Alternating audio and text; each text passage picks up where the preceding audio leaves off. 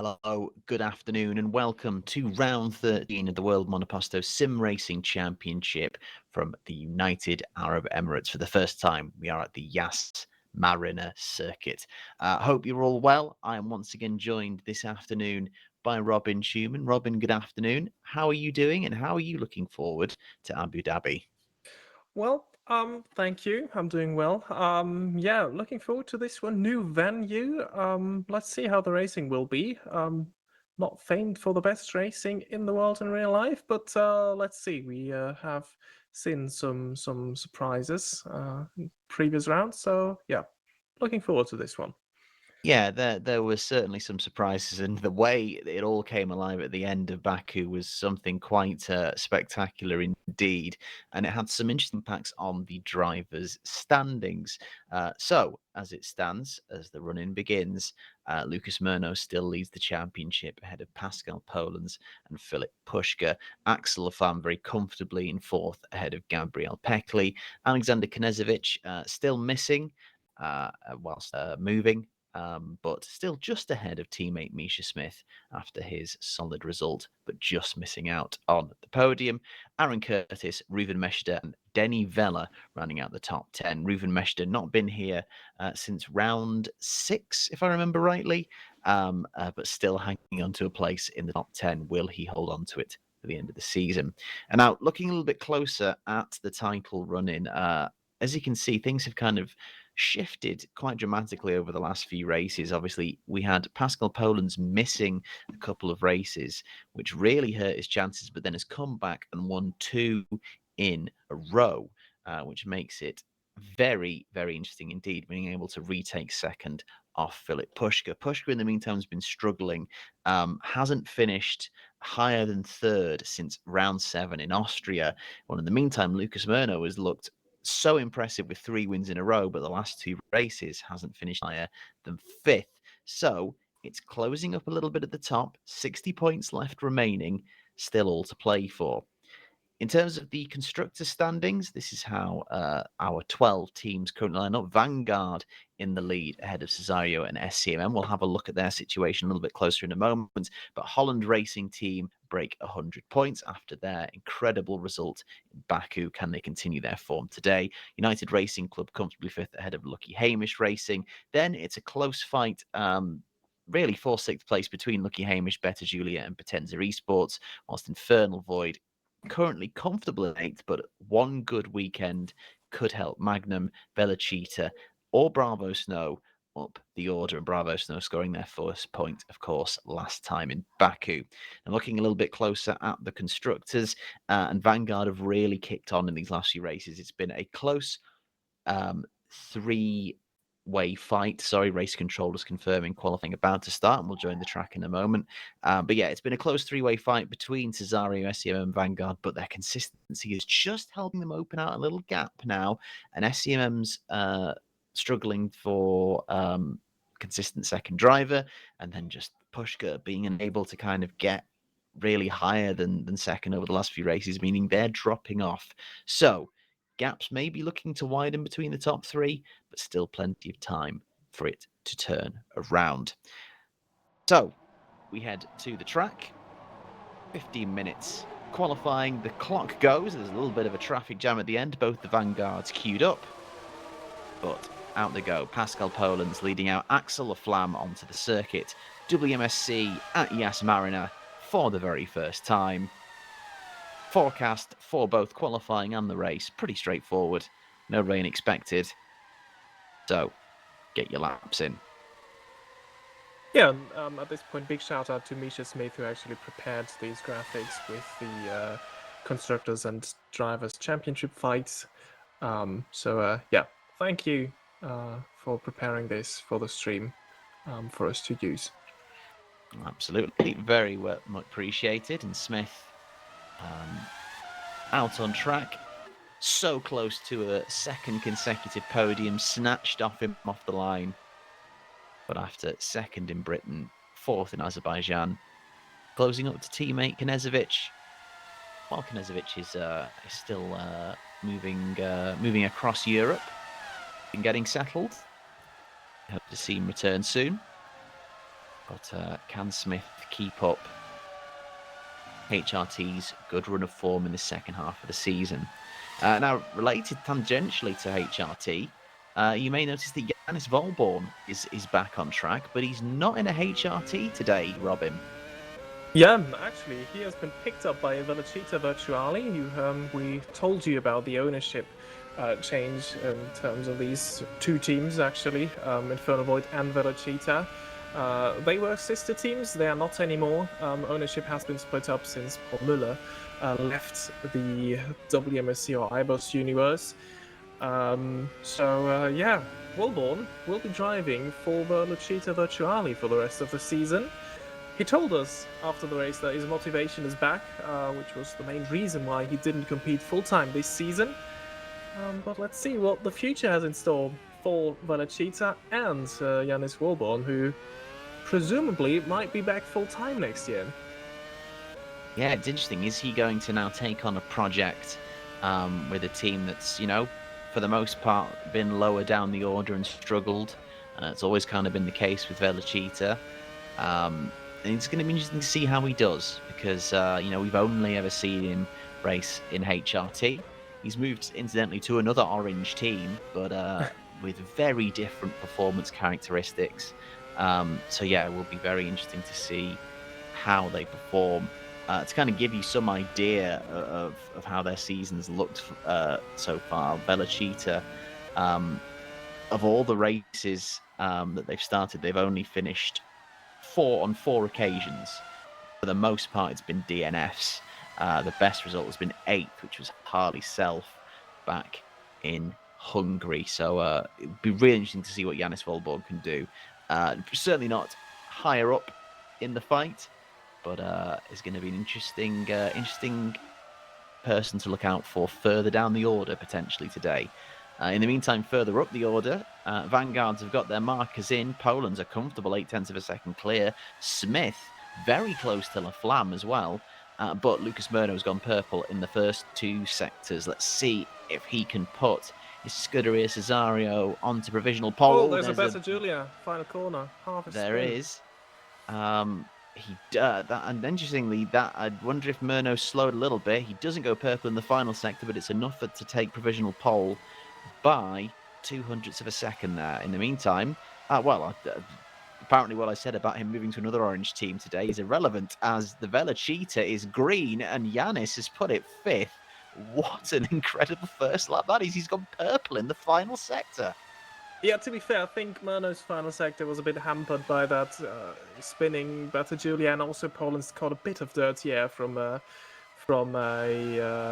think it was maybe a Bravo Snow Schatten or a Potenza. Thiago Mello going very slowly here below the hotel. But as we were talking about Vanguard Engineering, also some news for you regarding next year. Axel Laflamme will leave the team at the end of this season, so they are looking for a new second driver. Laflamme will not stop competing. He's currently looking for a new team, as I'm told. But Laflamme won't be racing for Vanguard next year. Yeah, that's a really interesting development, and talking ahead of the stream, it's one of those where you can kind of see both sides of the argument as we shout out to another newcomer today, for Magnum Motorsports Racing, Ahmad Musayev, coming in and making his debut this afternoon. It's an interesting one because in terms of Laflamme's performances, I don't think you can ask for much more from him. He's been on the podium, he's won a race, he's had a couple of pole positions, he's scoring consistently. He's 4th in the championship, behind basically the other 2 title contenders, and his teammate, I should say. Yeah, the title contenders, one of them being his teammate. His consistency is helping them kind of open out the lead at the top. So there's not much more he could do. That being said, he has had a few moments this season where he's made it hard for himself, a few collisions and moments that means he's maybe dropped points when he could have been a bit further up. So you can kind of see both sides of the argument on that one.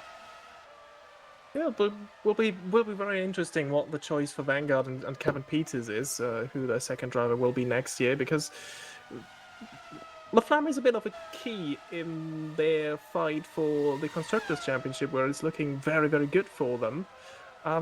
So, yeah, I've been told they want a number 1 and a number 2, so let's see who their number 2 will be for next year. They Yeah. will have to look at options. Yeah, and it's interesting because there's no one immediately jumping out where you think, oh, well, we know who's going there. I couldn't tell you who's gonna take that seat now. I certainly hope Axel does find somewhere for 2026 as well, and I'm sure there'll be people out there who'll be very interested in securing his services. A race winner and a pole sitter in WMSC. So it'll be interesting to see where that shakes up. Oh, Ruben mentioned in the stream. Hey, Ruben, how are you doing? He's offering to drive for Vanguard, apparently. So, Kevin, there's your second driver. Oh, I can't imagine Reuven committing to being a number 2 driver. Surely not. No. In the meantime, we ride on board with Misha Smith, currently 9/10 off pole. It's now just gone up as Pascal Polens has improved to retake provisional pole, 4/10 clear of Lucas Murno. And worth noting at this point, Pascal Polens has become the latest driver to take that 4th engine, meaning he has a 10-place grid penalty. Now, we saw Axel Laflamme take this risk in Silverstone. We saw Lucas Murno and Gabriel Peckley take this risk last week in Baku. And so far, it's not really paid off in the sense of they've been able to make the places back up and finish, as high as maybe their qualifying results has gotten them. So it would be interesting to see if Poland's on a track that is slightly wider and there's quite a few straights here, if he can make that engine count and take a 3rd consecutive win here today. But so far, everyone who's kind of taken that risk, as Murno fortunately moves into the pits, so doesn't go into the path of an the Potenza is not in the Cesario's path. It'd be interesting to see if Poland's can make it work, because it hasn't worked really so far for everyone who's tried it. Yeah, absolutely. It was a bit of a bad luck thing, rather. It's gone horribly wrong for Lucas. Well, I say horribly wrong. He still finished 5th. But after lap 1, that looked very much in doubt that he will score points at all. But thanks to the chaotic second half of the race in Azerbaijan, he still recovered to P5. But Pushka was caught out there in Azerbaijan. He looked set to win that race, actually, until it all fell apart. Brakes were the main issue there. And this is also what caught out Janis Wolborn very late in the race. When, what was it, 14 thousandths of a second, he finished second behind Pascal Polens. Yeah, basically 2 carbon copy moments of Vanguards overhauling HRTs. Polens taking the win on the line, Laflamme taking 3rd off Misha Smith. And yeah, despite, like you say, looking comfortable for the win for large parts of the race, it was a 6th place finish for Philip Pushka. Tongue twister for you. It means Aaron Curtis, controlling a slide out of the final corner. And as we look down the order, first of all, great to see Denny Vella back in the Lucky Hamish racing car. After being absent for the past 3 races. The past 3 races he's participated in, he's finished 6th in all of them. Could he continue that run after a little bit of a break? Also noted Kambarov, who made his debut last time for Lucky Hamish Racing. Has flamboyant debut, might I add. Very, so eventful for him. He's back today as well, so interesting to see how he gets on. In the meantime, Pascal Polens up another lap, a 10th up from Sector 1 and heading down the back straight, and this is where that new engine will be very much coming in handy. Lucas Murno just ahead, though, also with the purple sector, so these two are about to both make improvements, assuming that they don't get traffic or make a mistake. See who's going to shake it with provisional pole after this one. Interesting time left in the session. They're going to be cutting it fine for getting round and getting out for another lap. Murno down by 300 of a second. He's looking quite on the ragged edge through this section under the hotel. Here we go. This will be quite tight for making another pit stop and going for it again.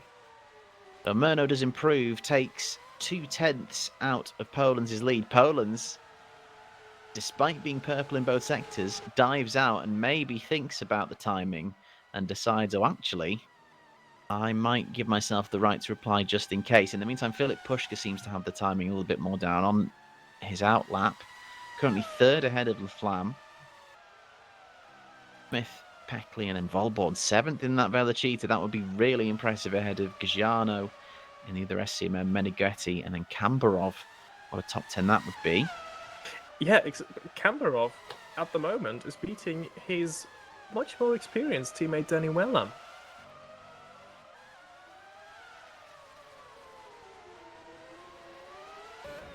Now, we do have some other penalties to consider as well in the order. Denny Vella has himself a 10 race grid penalty for deregistering. Pushki's in trouble.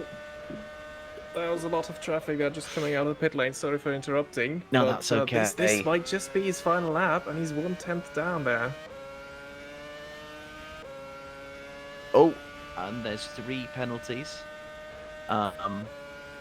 Torino, Kambarov, and Axel Laflamme all have penalties. 2 places for Torino, 3 for Kambarov, 3 for Axel Laflamme.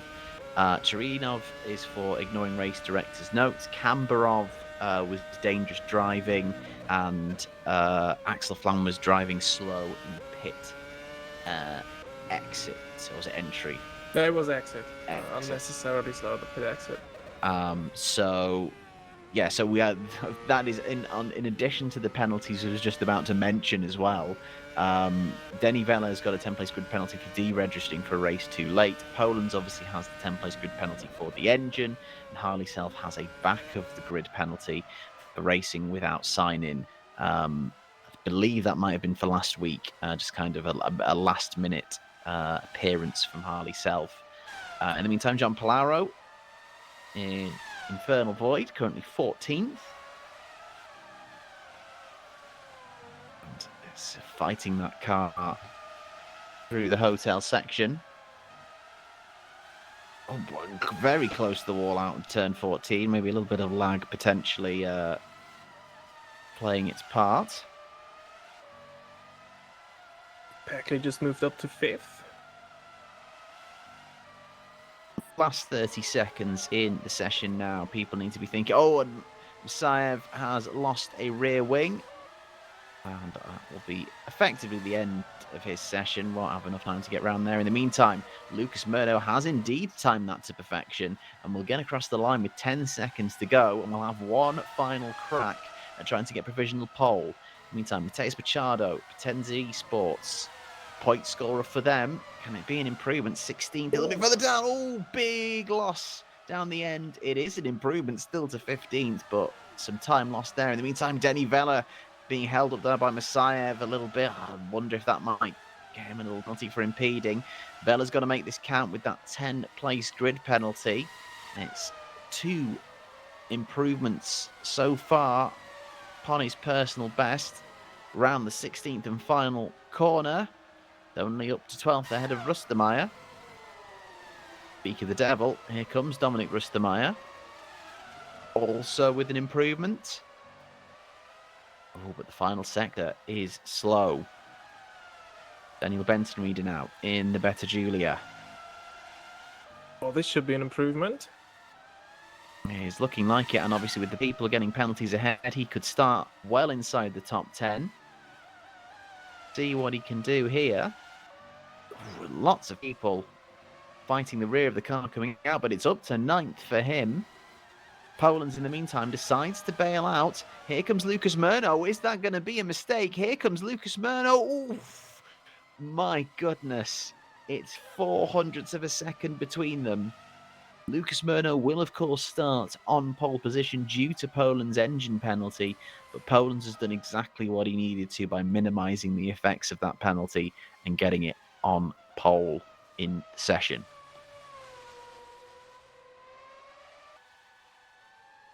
And I think that is everyone competitively. So Pascal Polans is the quickest. He will get pole position, but he will not start there due to his penalty. Lucas Murno will shuffle up, as will Philip Pushka, Misha Smith, Gabriel Peckley. Axel Flam has a 3-place grid penalty, which will promote Yanis Volborn up. An incredible result for him in the Velocita.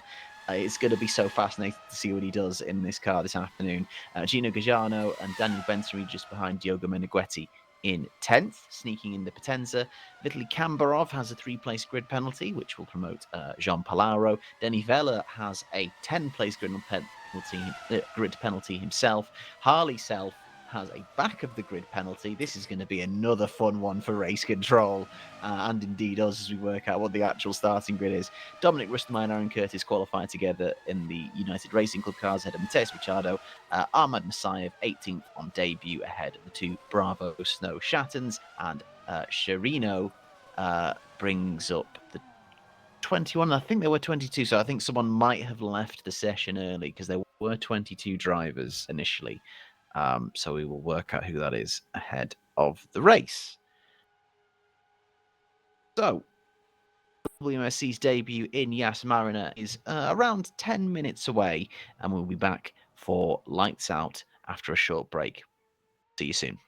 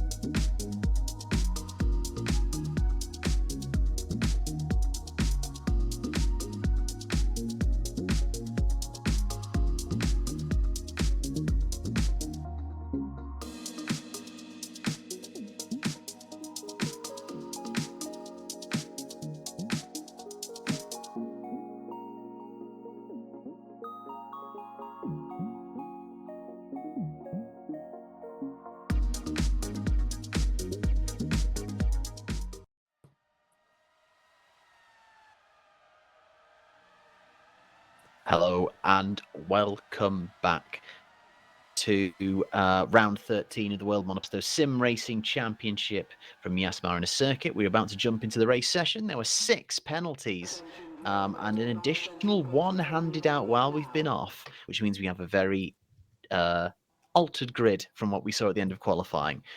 So the starting lineup for the race. On pole, Philip Pushka from Misha Smith. Lucas Murno was given a 2-place grid penalty for ignoring pit entry rules. So we'll start alongside teammate Gabriel Peckley. Yanis Volborn is promoted to 5th in the Velocita alongside Gino Gajano, Daniel Benson Reader, Axel Flam with a 3-place grid penalty for driving unnecessarily slow in pit exit. Diogo Meneghetti alongside Pascal Polans. Pascal Polans with that 10-place grid penalty for a new engine. John Palaro alongside Vitaly Kambrov. Kambrov with a 3-place grid penalty for impeding. Rustomeyer and Aaron Curtis take up row 7.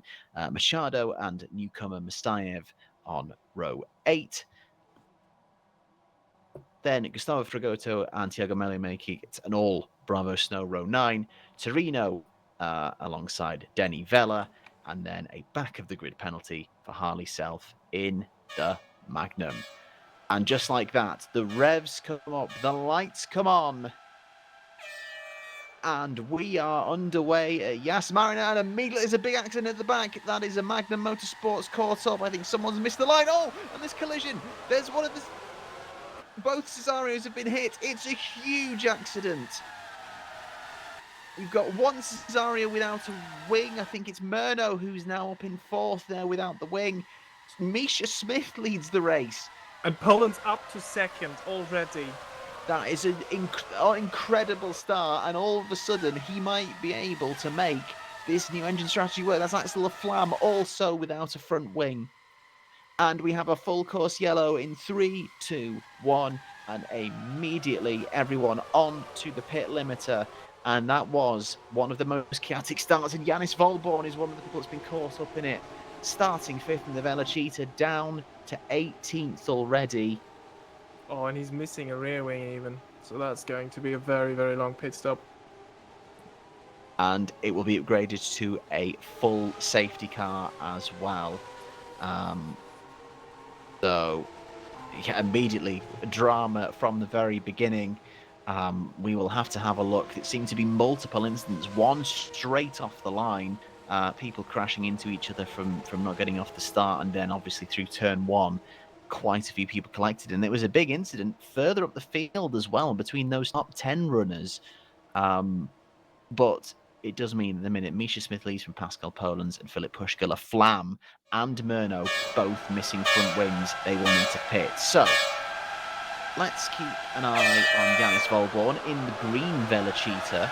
And oh god, there's a big Man hit has back. a great launch there. And It's squeezed. It's a Singapore incident. And then Volborn caught. He's lost the front and rear wing. Pinballed around.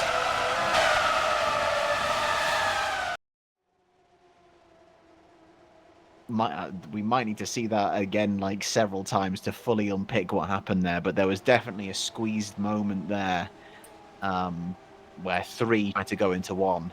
yeah, I think it all started with Murno getting a great launch off the line and then kind of finding himself in between Pushka and Smith, who both shut the door a bit then and merged towards each other, and then he just gets caught up there in the sandwich. Here we This is go Murno. again. So Murno is the red car to your left of the screen.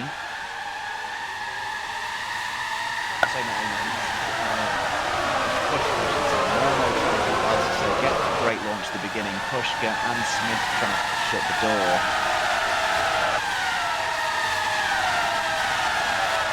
So, how did Laflamme lose his wing? Right. The order is completely messed up again as everyone seems to go for the pits and there's damage being repaired.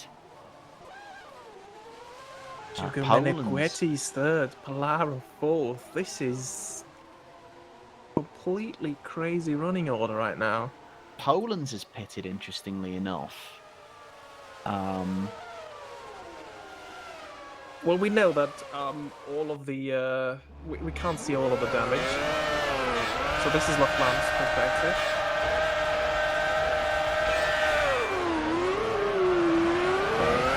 See Murno just getting the move up ahead and he's about to get squeezed. Murno does get squeezed. Oh, and he just gets backed up. There's nothing he can do there.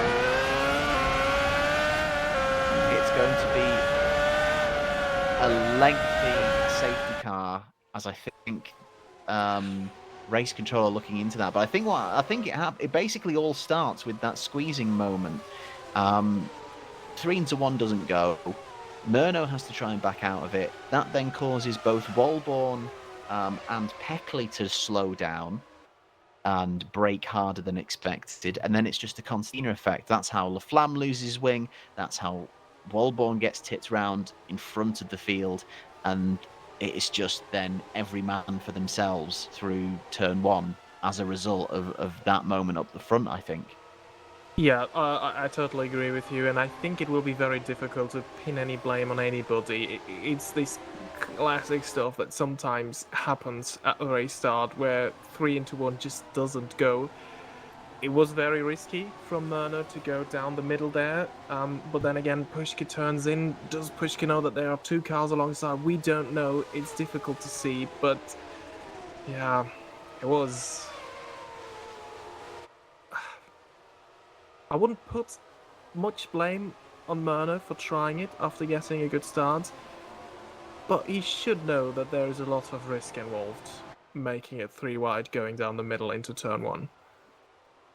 Yeah, absolutely. And this is going to be a little bit of a view things from further down the order. So Thiago Mello, and it's just, Messiah just doesn't get off the line. And that's why that initial impetus is there. Oh my goodness, and Walborn was getting another bit of attack through good measure as well. So yeah, it's Messiah there, just not launching at all. And I think they're getting damage repaired in the pits. They're a lap down. Gajano just decides to call it a day. That's a DNF for SCMM. Blow for their slim chances in the constructors there, because they're now down to the one runner. Philip Pushka up in second place. I still wonder what happened to Poland's, because he was second after that first lap, and it didn't look like he had any damage. There might have been some suspension damage, but it must have been a pretty quick pit stop if he was in. He has changed tyre compound, interestingly enough, so as this well. is interesting. So, because seeing him come out there in P8, it couldn't have been a very lengthy pit stop for damage repairs. Because compare it to Laflamme, who had his front wing changed. He's way down the order. Poland's still ahead of Frigoto Peckley.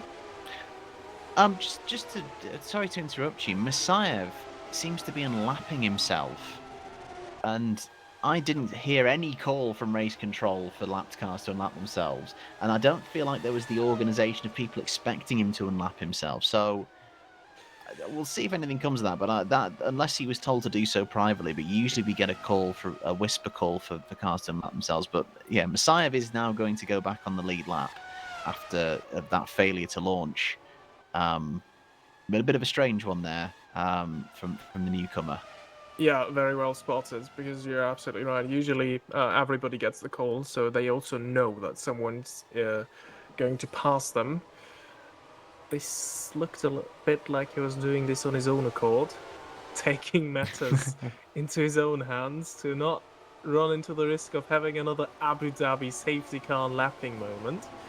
Well, he No, caused no, his own one there. it's so interestingly now I'm just going through the order, um, and the rules very much like in Formula One is if it's a dry race, which we expect this fully to be, you've got to use at least two dry compounds, and both La Flamme and Poland's have taken the opportunity to switch compounds. So they have now ran both and basically have free pick for the rest of the race. Lucas Murno has done the same, but interestingly has gone in the other direction. So if I'm reading this correctly, Poland's and La Flamme started on mediums and have gone to hards, whereas Murno's gone in the other direction, but now at least has free reign of choice going forward. This is very interesting. So I see Pascal Pollins also came out ahead of some people that have not been into the pits at all. So Gustavo Frigoto, for example, has not been in the pits. He still came out ahead of them. So this is a strategic call, pretty much. But it is interesting because he gave up track position, dropped 7 positions, and of course there are now slower cars ahead of him, which usually shouldn't be too difficult for him to pass. But again, this is 7 passes he has to make to be back where he was after lap 1. But you think about it as well. You think about how much wider this circuit is than Baku, and obviously he's got that new engine that's clubbed very long straights here, and the cars ahead of him, 2 of them are from his sister team, Curtis and Rustermeyer, so they shouldn't put too much of a fight. In a straight line, Poland should be able to get past Benton Reader, Plaro, and Menughetti very easily. The SCMM is famously struggling in a straight line. The only one he might have an issue with, if they can get away unimpeded, is Misha Smith in the HRT. So I think he's done that to, A, maybe, like you say, repair any minor damage in the background, but free up strategy. And I think he backs himself from there to get back ahead and back into the lead. So I think that's maybe why it's been done. Race control coming in and saying we have 1 more lap of safety car. There is a 10-second time penalty for Philip Pushka for the turn 1 incident.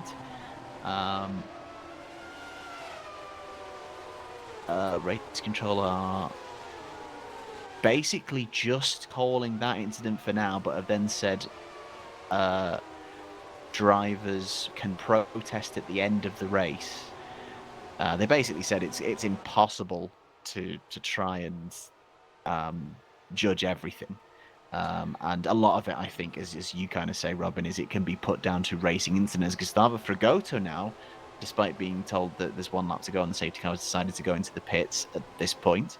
So yeah, interestingly, Philip Pushka at blame for that first lap incident. Perhaps if we can have another look before we go green again, we can have a look and see if we can understand that judgment. But your thoughts, Robin?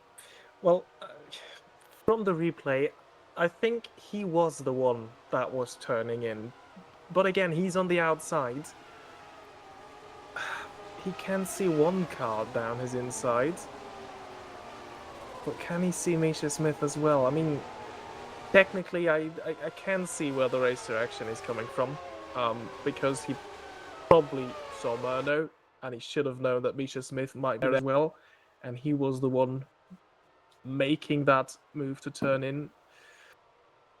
I think it's a harsh call, because I have seen multiple times these kinds of incidents just being put down as a racing incident of 3 into 1 doesn't go. But yeah, it is harsh, I think, from what we've seen. It is.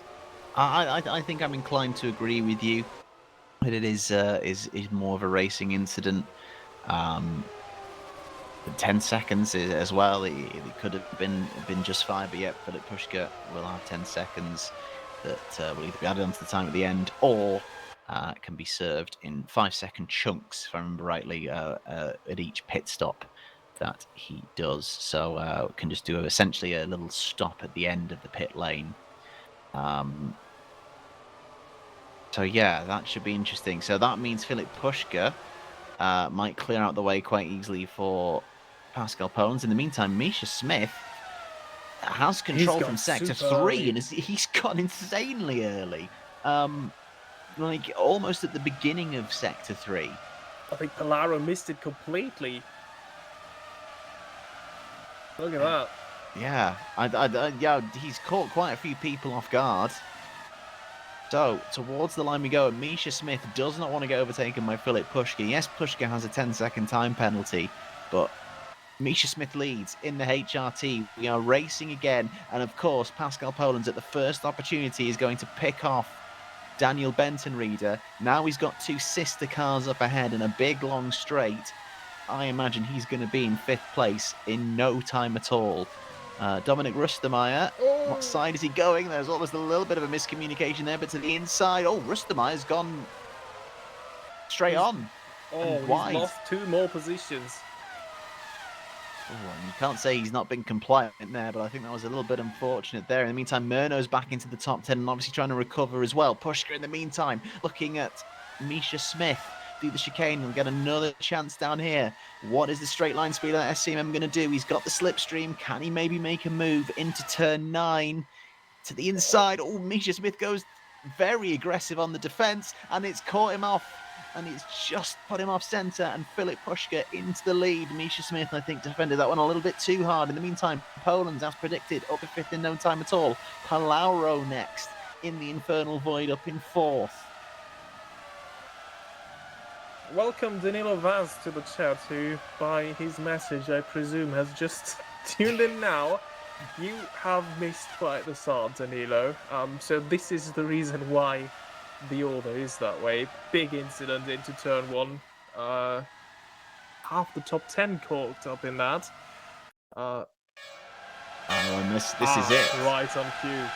So, Philip Pushka is your red card to the left. Was given a 10-second time penalty for this, and yet he does move first. He is the driver that does start the squeeze almost.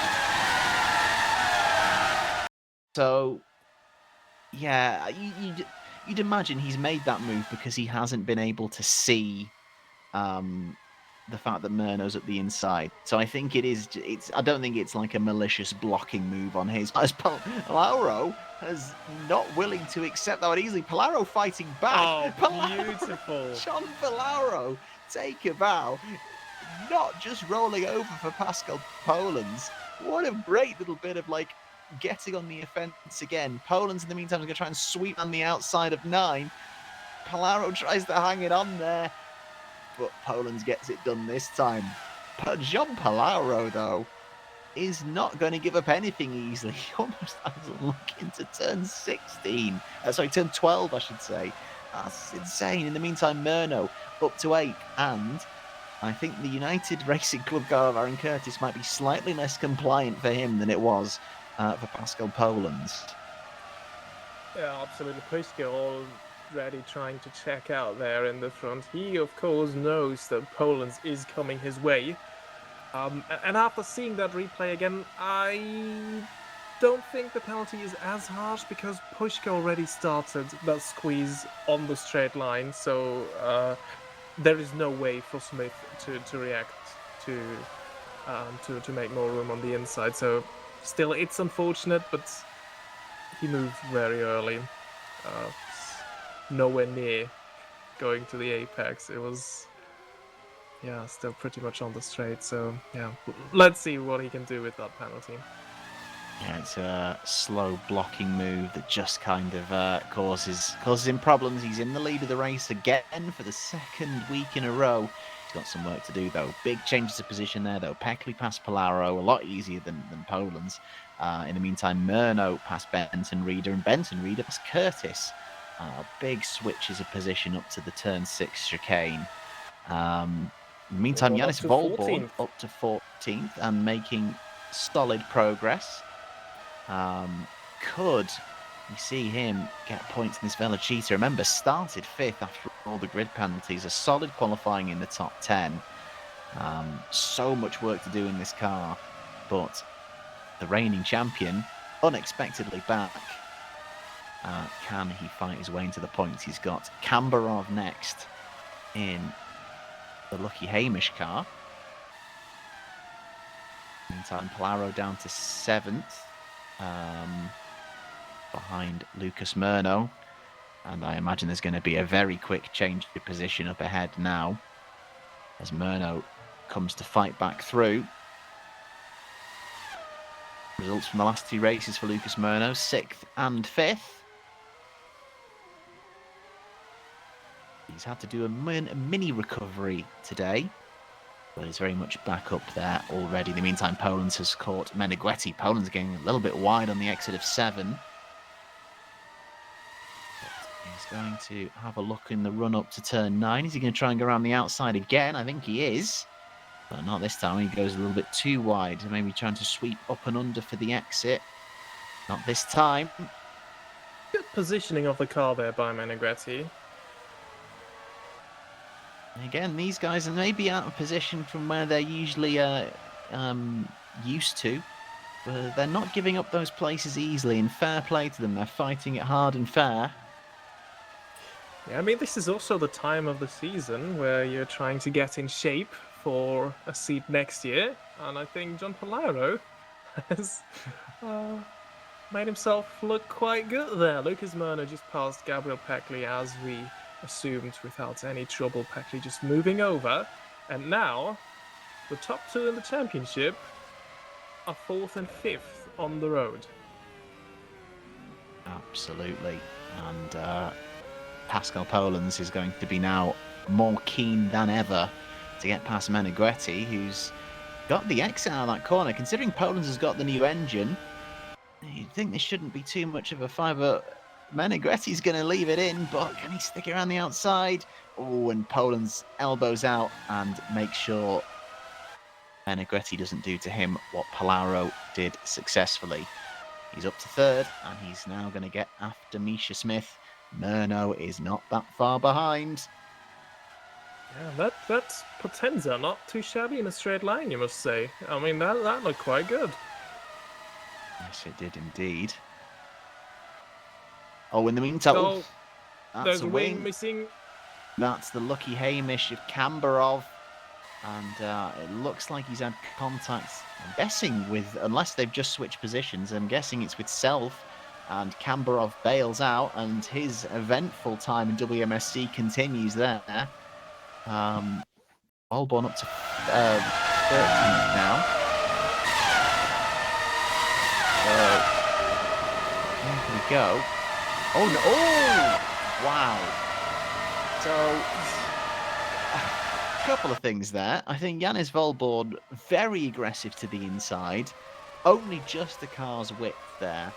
But, yeah, Kambarov can't drive in your mirrors and make reactionary blocking moves like that. And he's kind of, he's lost his wing from that move. And it's kind of a little bit of karma, I think, has hit him there. Lucas Murno Slipstreaming past Meneghetti on the straight there.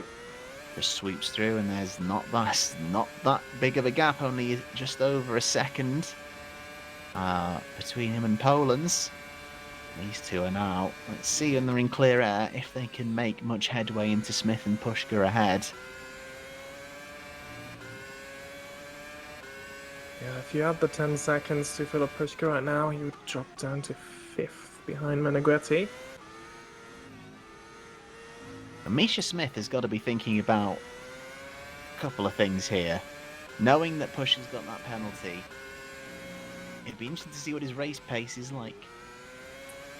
And Yanis Volborn has been given a 5-second time penalty for an attempted overtake off track. So Volborn will likely serve that penalty whenever he comes in for the stop. But it was needlessly aggressive from Volborn, I think, as was the defence from Kambarov. Yeah, the two things there, but I see the point from race control there, because Kambarov was down to the white line there, and Jannis Wolborn went onto the blue stuff there, which is beyond the track limits. I still see that Kambarov did move in reaction to Wolborn going onto that blue line there. So, Yeah.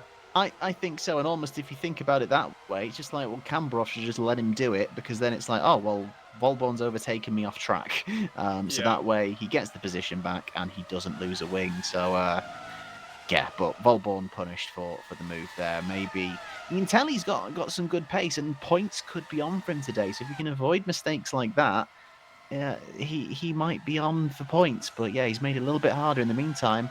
Axel Flam past Benson Reader, recovering as well for the second week in a row after getting caught up in first lap nonsense, which again for the second week in a row, I don't think were anything that he could control, but is now going to try and take on John Palaro, who gave his teammate a bit of a fight.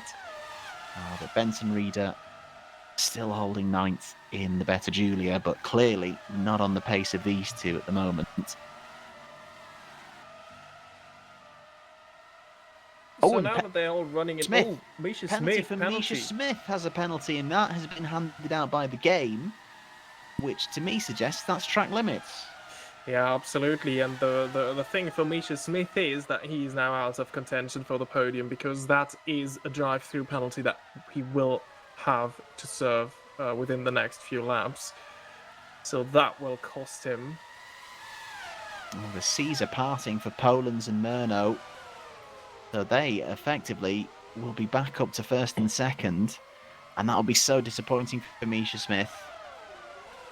And Laflamme does just get the move done. Well controlled by Palaro as they close up, but Laflamme up to seventh, and he's now going to go chasing Gabriel Peckley, who in the minute is fighting Meneghetti in fifth. And Meneghetti is again seemingly putting up a decent defence, which means Peckley's going to have to work for this.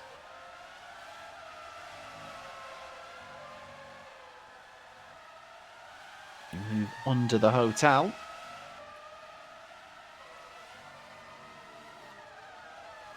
A little bit of dirty air there. Peckley just kind of controlling a slide out of 15.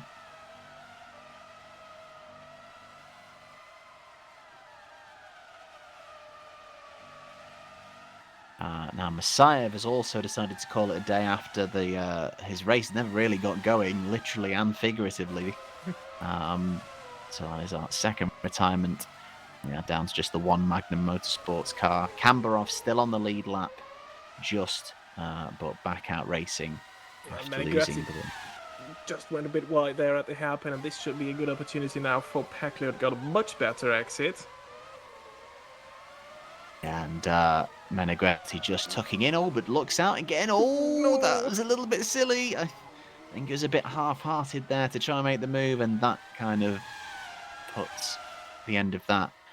In the meantime, Benson Reader and Palaro changing places behind as Volborn's made it into the top 10, obviously still with that penalty to serve. So very interesting. Sorry for interrupting. Very interesting message I just got from Race Control, which is that Smith's penalty is currently being under review. If it was really okay for the game to hand out a penalty, if that was justified. So there may be a change to that, and there is a chance that this penalty might be taken away again. Very interesting. Okay. Well, either way, Pascal Polands is now less than half a second away from Misha Smith, so he might have some fighting to do on the road regardless of that penalty. In the meantime, Jannis Volborn into the top 10, and is going to try and build up as much of a gap to the cars behind as he can, so that when he serves that penalty, hopefully he can remain in the points. But again, pace is still good. Here we go, though, joining the fight for second. Here comes Polands using that new engine to the inside, and Polands is through. Smith can't get the better traction out. He's got the medium tyres. But Poland's dispatching Smith routinely there. But if that penalty does go, that does at least put Smith back in the frame for a podium place. Yeah, I mean, for Holland Racing Team, pretty much for the drivers and the team in general, this is all about finishing the season on a high, coming back from a very poor start to the season. I mean, I think there's pretty much nothing for them to gain in the Constructors' Championship anymore. They're pretty much sat there in fourth, over 50 points ahead of United Racing Club in fifth, but 70 points behind SCMM in third. So I think this is just for getting some good individual results and chasing some more podiums. Yeah, absolutely. And, come a long way since the start of the season. And confirmation from race control that penalty has been rescinded by race control. It was indeed a track limits penalty, but after review from race control and manual intervention, it has been taken back. So Misha Smith will not have to serve it. Instead, as a reward, he has to defend from Lucas Murno. So that should be fun for him indeed. But that's good. It keeps his afternoon on track. And Murno is looking towards turn 9. And Murno, I think, is through. Oh, he must have done it around the outside. No, he's not through. Oh, no, Smith he's not. Just ahead. Oh, so he had a look around the outside, and Smith has very much put up a robust defence. And now Murno is seeing Pascal Polans disappear off down the road. He's going to have to wait until at least turn 1 to try and make a move, but he's dropped a little bit back now. So he needs the exit. Oh, Smith is coming in, though. Smith in for a pit stop. Is that the medium tyres already worn down? Smith has had those tyres on since the start of the race, didn't stop during the safety car period. Philip Pushka's been handed a penalty now. Oh, this is interesting. Again, it's again a penalty from the game, and let's see if this one stands, or again, if this will need to be reviewed by race control and might be rescinded. Yeah, is there an issue where the game is enforcing a track limits penalty too strictly at a certain part of the track? It'll be interesting to see what happens with that. Obviously, Pushka already with a 10-second time penalty, but Smith out ahead of Volborn, who was his teammate for last weekend, and Volborn with a penalty of his own. But yeah, we'll await an update on Pushka if he's got another penalty to serve. In the meantime, Harley Self, we ride on board in the Magna Motorsports car. He was looking like he was going to potentially score points last week up until a disconnect ruined his afternoon.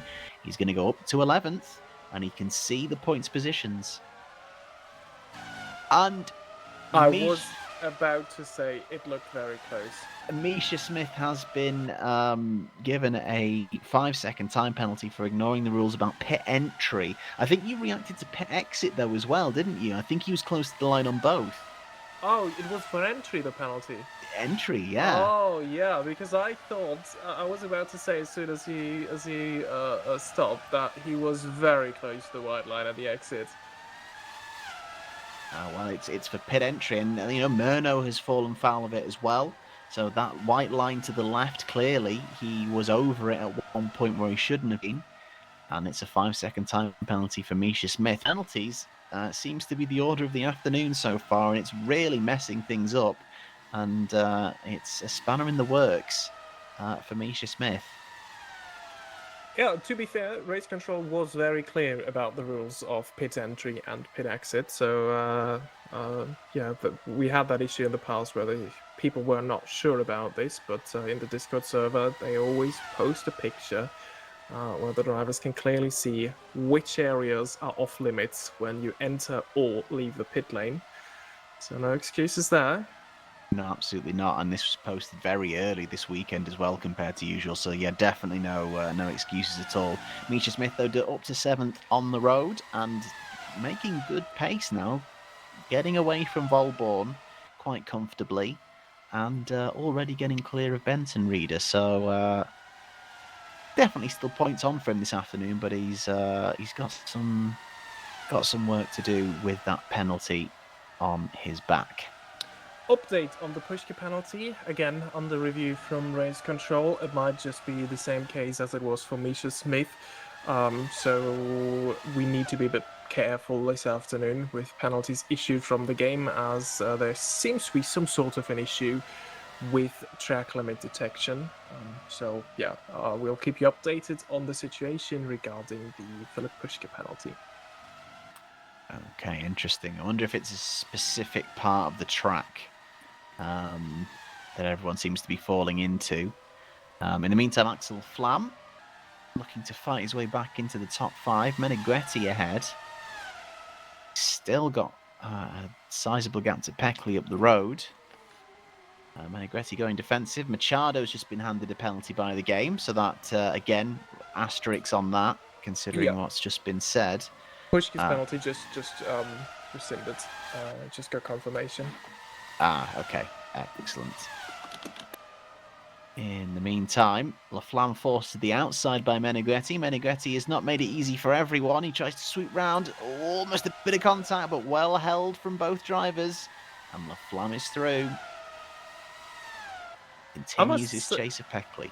Yeah, I must say I was very skeptical about Abu Dhabi as a racetrack and as... Oh, we just got a 5-second penalty for Chirino for ignoring blue flags. Yeah, but as I was saying, I was very skeptical how the racing would be at Abu Dhabi. But I need to apologize that the racing has been absolutely impeccable so far. Very exciting race and nice on-track battles we're seeing at different parts of the racetrack, actually. Yeah, I must admit it's not my favourite circuit either, but there's no question it's been improved since those changes were made to turns 5 and 9, and it's just allowed for more racing opportunities and overtaking opportunities on entrance, or in the case of turn 5, at least setting up more moves for the run down this straight. So it's gone very well, considering there's no overtaking aids this season. No DRS, no push to pass, anything like that.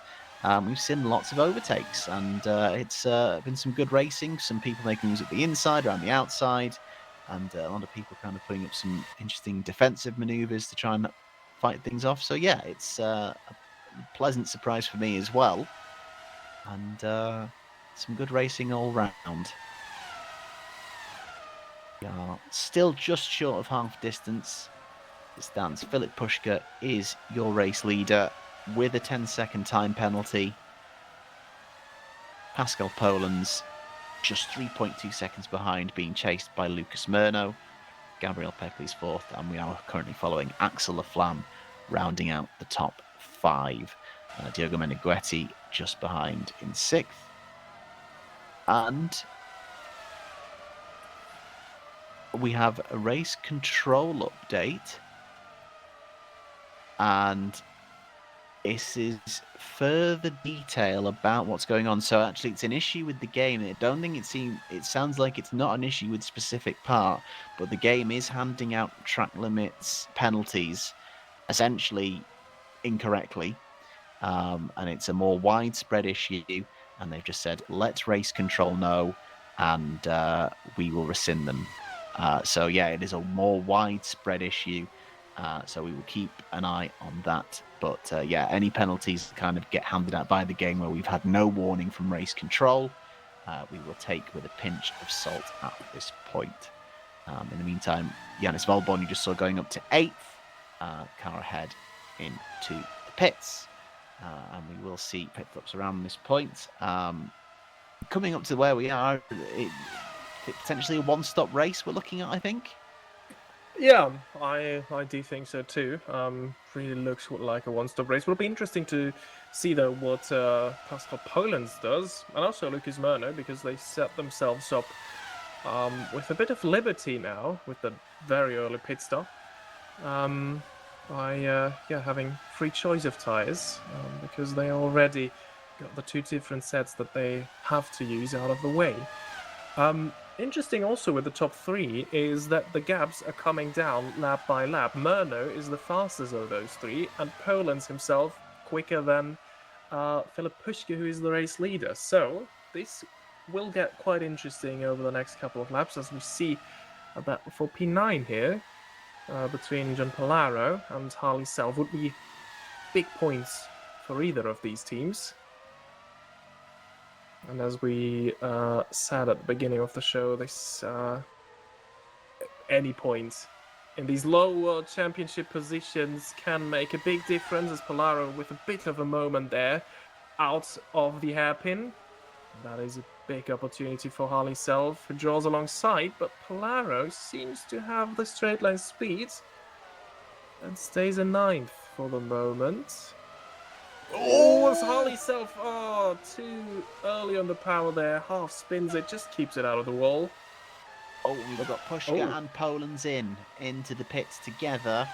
Obviously, Pushka will have to do a little stop to take off 5 seconds of his 10-second penalty. You can't serve all of it at once. It can only be served in 5-second chunks.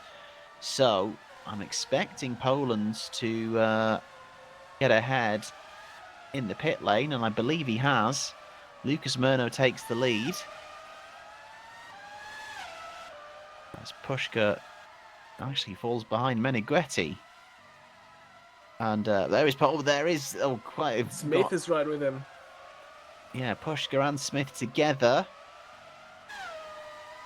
Well, that is worked out perfectly for Poland to not just leapfrog Pushka, but also a little bit of breathing room as well. And he can just try and close the gap and put the pressure on. Poland's making sure he's not getting undercut. Pushka through. Smith, in the meantime, looking to try and get alongside. Oh, and I was just about to say, Meneghetti looked like he had a moment, and he just couldn't control it. I wonder if he actually got a little bit of contact with Smith as well. But he's in the wall, and it's wing off, and he's going to have to go get that repaired. This is good news for Yanis Volborn. It could be another place there. And obviously, Volborn with that penalty to serve. Could be neutralised, and it could be another position. Is he going to get held up by Meneghetti all the way around? I'm sure Meneghetti's going to be in no rush to get out of the way. Laflamme in now as well.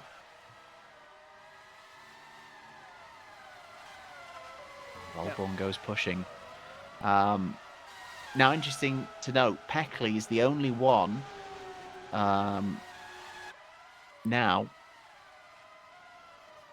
Oh, racing incident given between Smith and Meneghetti.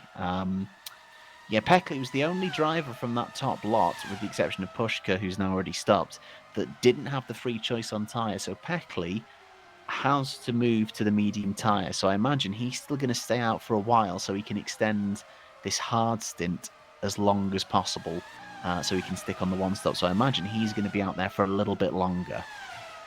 Now, considering tyre choice, what is also very, very interesting is that Pascal Polens, he was on the hard tyre before, and he has gone onto the hard tyre again, if our timing screen is correct.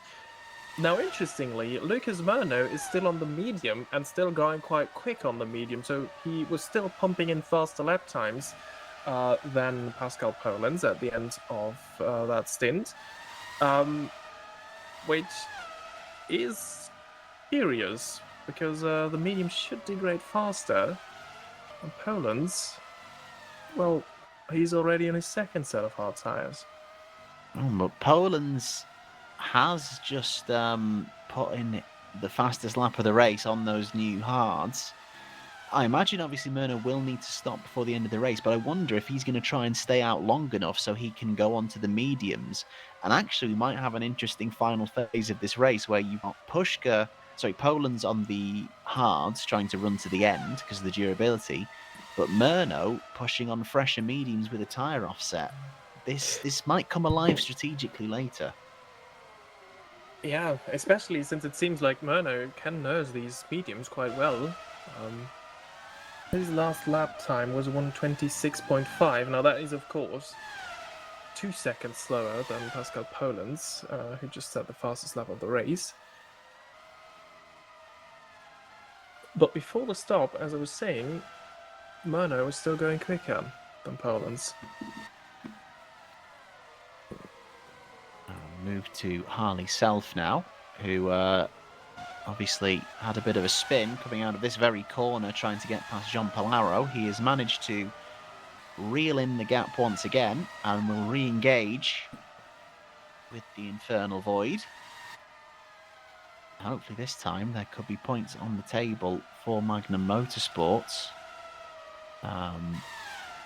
They only have 3 points this season, scored by Paolo Wallami back in Italy.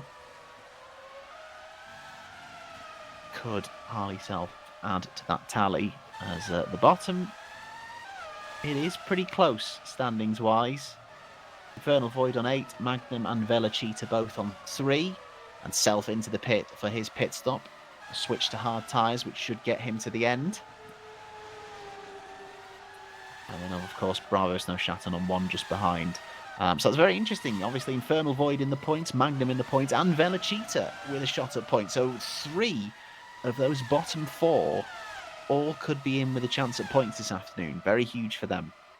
Yeah, absolutely. And I think Velocita Vacciali will, well, they have the opportunity to make up a lot of ground in these last few races with Yannis Woolborn as their driver for the rest of the season. Currently running in 6th, scoring a good amount of points. Will be more than double of what they have so far, which is also 3 points. But that makes the spin there from Meneghetti all the more dramatic, because what could have been a good afternoon for Potenza and a good haul of points may now be a very poor one, seeing as we have a battle there between Poland and Peckley. Sorry, almost talked over this. Now, in the meantime, yeah, this is going to be interesting. Peckley now will be looking to try and do as big a favour for his teammate as possible in holding him up. You've got Pushka as well just behind, clearly looking to get involved in this, and you can see that's shut the gap to them again, and they snake down the back straight. And can Poland's go for it? He's going to move across to the inside. Oh, it squirms under braking, but gets it held. Oh, a little bit of contact there mid-corner. I think it is job done. And Pushka's now going to want to do the same. And I think he's just ahead enough. The slipstream was helping Peckley. Oh, Peckley, though, I think that dirty air's caught him out a little bit, and that's really hurt his momentum. And Pushka now immediately on the attack of Peckley. And he manages to hold on here in this frustrating run between turns. Oh, my goodness. Has to take evasive manoeuvres there. But yeah, this frustrating run means, he's going to have to wait. Murno is in the pits in the meantime. So, Poland's to the lead. Peckley again defending hard. Oh, and Buzz trying to get the power down. Wheels spin. And this is costing Philip Pushka a lot of time right now. Yeah, I really wonder if Peckley's doing a bit of Sergio Perez 2021 action there, trying to hold up Pushka a bit more than necessary to get the gap down to Lucas Murno, who will have to pass Misha Smith again. He's just up the road there, and he can see the battle from the distance there. Pushka just made his way past Peckley, but Peckley might have an opportunity on the second straight. There we go. And he's through. And Murno, interestingly, has gone for the hards. So he didn't have maybe the faith in trying to run those mediums all the way to the end. So he's on the hard tyre. It is going to be a few laps fresher than Poland's is, but maybe not going to be the offset and the amount that he was particularly hoping for. So he's got 12 seconds between him and Poland. So the win might be a bit tough for him at this point, but he's certainly going to get on the attack for Smith. Peckley obviously yet to stop. So then it's about chasing down Philip Pushka, and that's obviously why Philip Pushka was so keen to dispatch his teammate. Yeah, Mano lost out big there with that later pit stop. I think the gap was like 3 seconds before the pit stop. Now it's up to 12.4. 3 seconds, that is, between himself and Pascal Polans. And I don't know if that couple of laps offset is enough to reel in more than 12 seconds. Yeah, no, I think that undercut has really helped Pascal Poland's take control of this race. It'd be interesting to see what Filip Puška can do. But it's going to be difficult, especially the mediums that Puška's got on. You expect will degrade a lot more so than the hards. In the meantime, oh my goodness, Misha Smith has been dispatched very quickly by Lucas Murno. Very tidy move around the outside of turn 9, and Murno is not messing around. He's on the push.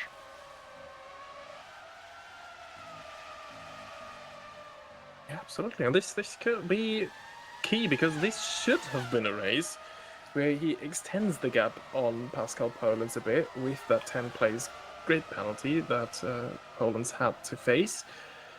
But now, again, it is Lucas Murno on the back foot who has to try and reel in and not lose out too much this race. So I think this is not quite the race that Lucas Murno had imagined. Yannis Volborn is in for his pit stop, so we'll be serving his penalty as well. We've got Dominic Rustemeyer fighting Meneghetti. Both of these yet to stop.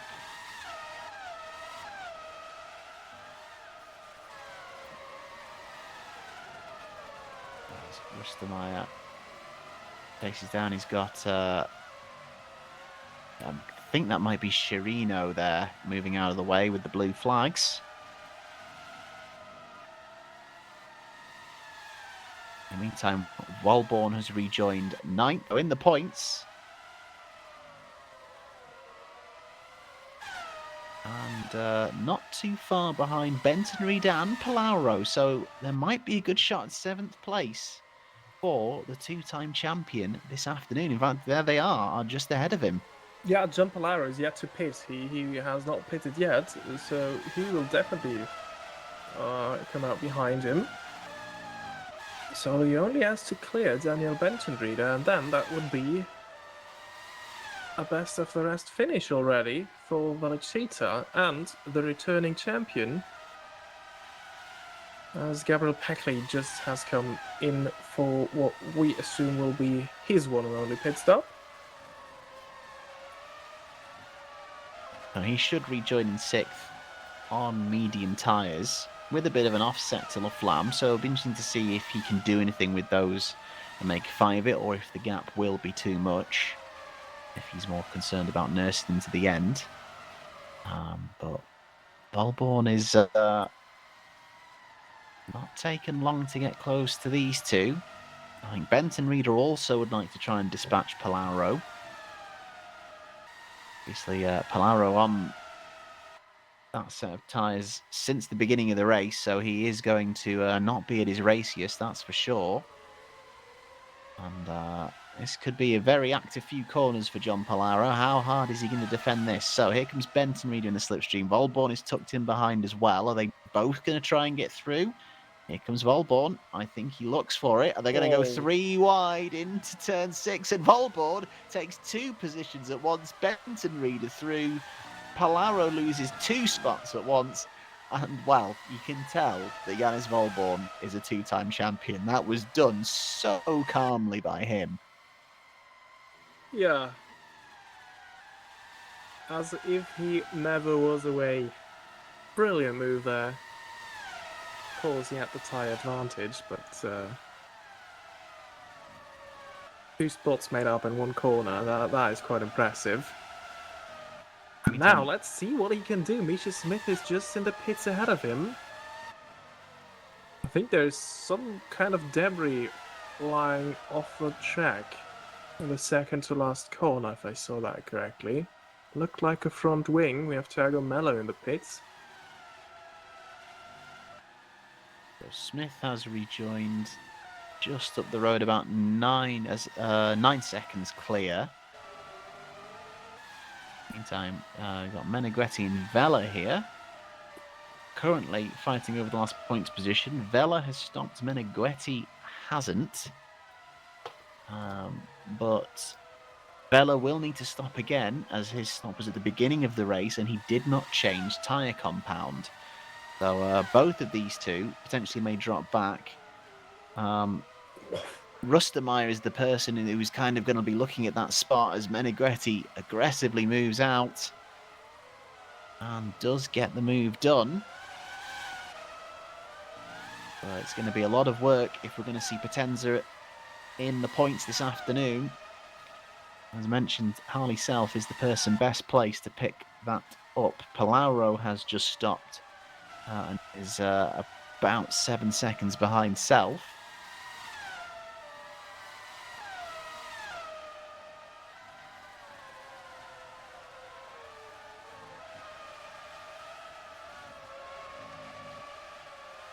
Interestingly, I think Peckley is not that far behind Axel Laflamme. We've got a little bit of a... Yeah, in fact, there he is. So he's now pushing on those medium tyres. And Peckley... This is important for the constructors. He's going to want to try and take points off that Vanguard. Yeah, absolutely. At the moment, Vanguard's having the upper hand. I mean, Poland's still leading this race and looking like the favourite to win it right now. Though Lucas Murno is gaining around 3/10 a lap. So let's see how this develops further.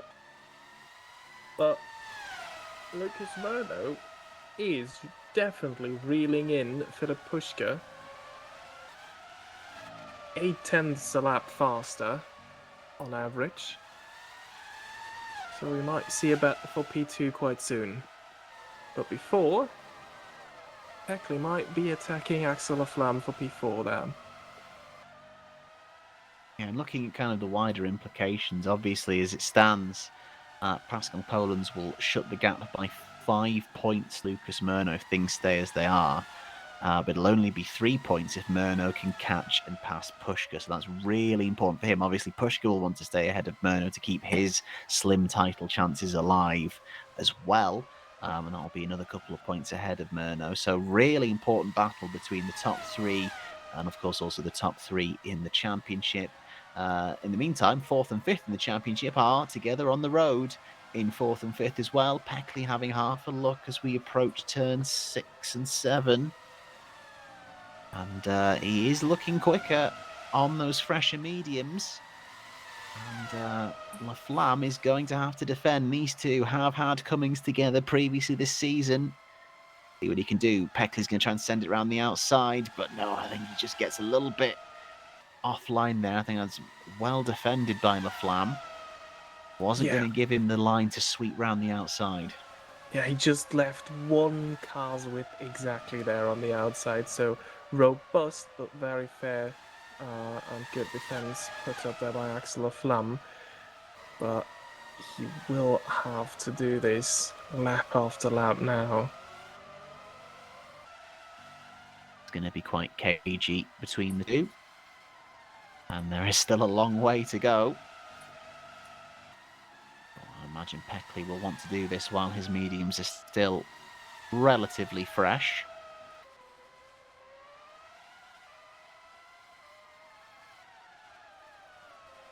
It looks a bit further away this time, although the exit is pretty decent there. He's using that extra grip to his advantage, so slipstream, closing. Laflamme this time firmly to the inside. Oh, Peckley almost thought about going to the extreme inside. Not this time, but it's now about getting the exit. Oh, but he tries to get the traction on the outside. Doesn't quite work, but he's going to be very, very close. Right, what side are you picking? We approach turn 9. Peckley to the outside. He's going to try the sweep around move. He's got a much better trap position. Chops across the nose. And very well done. And a nice little bit of dicey racing from the pair of them. Now Peckley needs to put that extra grip advantage to work and try and get the space up before Laflamme can try and mount a retort down the back straight once again.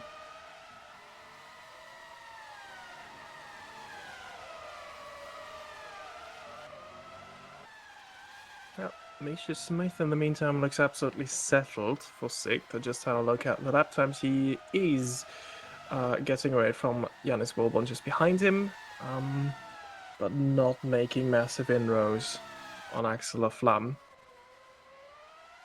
There's a couple of people who still haven't stopped, and that's the cluster of 9th, 10th, and 11th. Diogo Meneghetti, Aaron Curtis, and Dominic Rustermeier. And obviously that's important for those final points positions, because obviously you've got Self and Palauro there, who have stopped and looking to inherit those places. But will having the fresher tyres and the tyre offset at the end be enough? I don't think so, because effectively you look at where Self and Palauro are, they're kind of right behind them. They're going to have to almost try and catch up a full pit stop in that final run. So yeah, in fact, look at that. Harley Self is almost ready to do it on track there. And I think he might get the first opportunity now on the long run towards the chicane. And you can really see the grip advantage that Harley Self has. Got run there, and I imagine, Dominic Rustermeier might not defend this one too hard, because there is absolutely no chance for him to do anything about it. Self, so unlucky not to pick up points in Baku after that disconnect. At the minute, is in a good position to try and do it this afternoon. Over 20 laps to go. Now, looking at the gap between Poland's and Murnau, I wouldn't say that Poland's is entirely out of it. Now the gap's coming up again, as I say that. But it was in the low 8 seconds region. Also, of course, depends on where they are and where they meet traffic. But Murnau is getting that gap down visibly, and with still over 20 laps to go, this is not over by a long shot. Yeah, there's very much still time, and obviously Murnau's tyres are fresher, so obviously, notably at the end of the life. Pushkin the pits. Oh, this is interesting. Is it not a one-stop race, or is mediums gone? Well, his lap times were dropping. Well, Lucas Murnau has now just been freed up to focus on the gap. Oh! Okay, no, it's the 5 seconds. Oh, yes, sorry, yes. So he had a 10-second penalty, didn't he? And he's now served both parts of that, although very slow on exit. Oh, and Gabriel Peckley has just been given a warning for a dangerous overtake during a blue flag situation, which I'm not sure. Well, so it was Peckley overtaking someone during a blue... Because Peckley can't be having blue flags. Yeah, I think so. I think it was... And it cannot be the overtake on Laflamme, because there was no back marker there. Yeah, so I'm unsure as to what that's referring to. In the meantime, Kambarov is DNF'd, and we're watching his teammate Denny Vella getting involved in a bit of a scrap here with Curtis, who's just stopped, and Machado in the Potenza. But that is an interesting one. I'm not sure, unless they Laflamme managed to shut the gap again and they've re-engaged. I'm not sure what that warning was, but it is just a warning. Though Peckley is okay and currently in third. It might have also just been shoving his way past someone that was getting blue flags. He was shoving his way through quite aggressively. That might have also been the dive bombing a back marker. Yeah. Because I think the gap has increased between the two of them. If Peckley is able to hang on to that third place, it would only be his second podium of the season. He's been a very consistent scorer. He's had 2 DNFs. Otherwise, every race he's finished, he has finished in the points. So it would be good for him to pick up another podium, and very important to try and keep Cesario in the constructors' fight. As you can see now, the gap's just over 3 seconds, or coming to up to 3 seconds between him and Laflamme. So he's doing what he needs to there. Pushka is only 1 second behind Laflamme, and obviously has fresher tyres. So Pushka might take some points off Vanguard as well. Just yet, though, I think there might be another fight brewing. In the meantime, Poland's is in. We are getting more stops.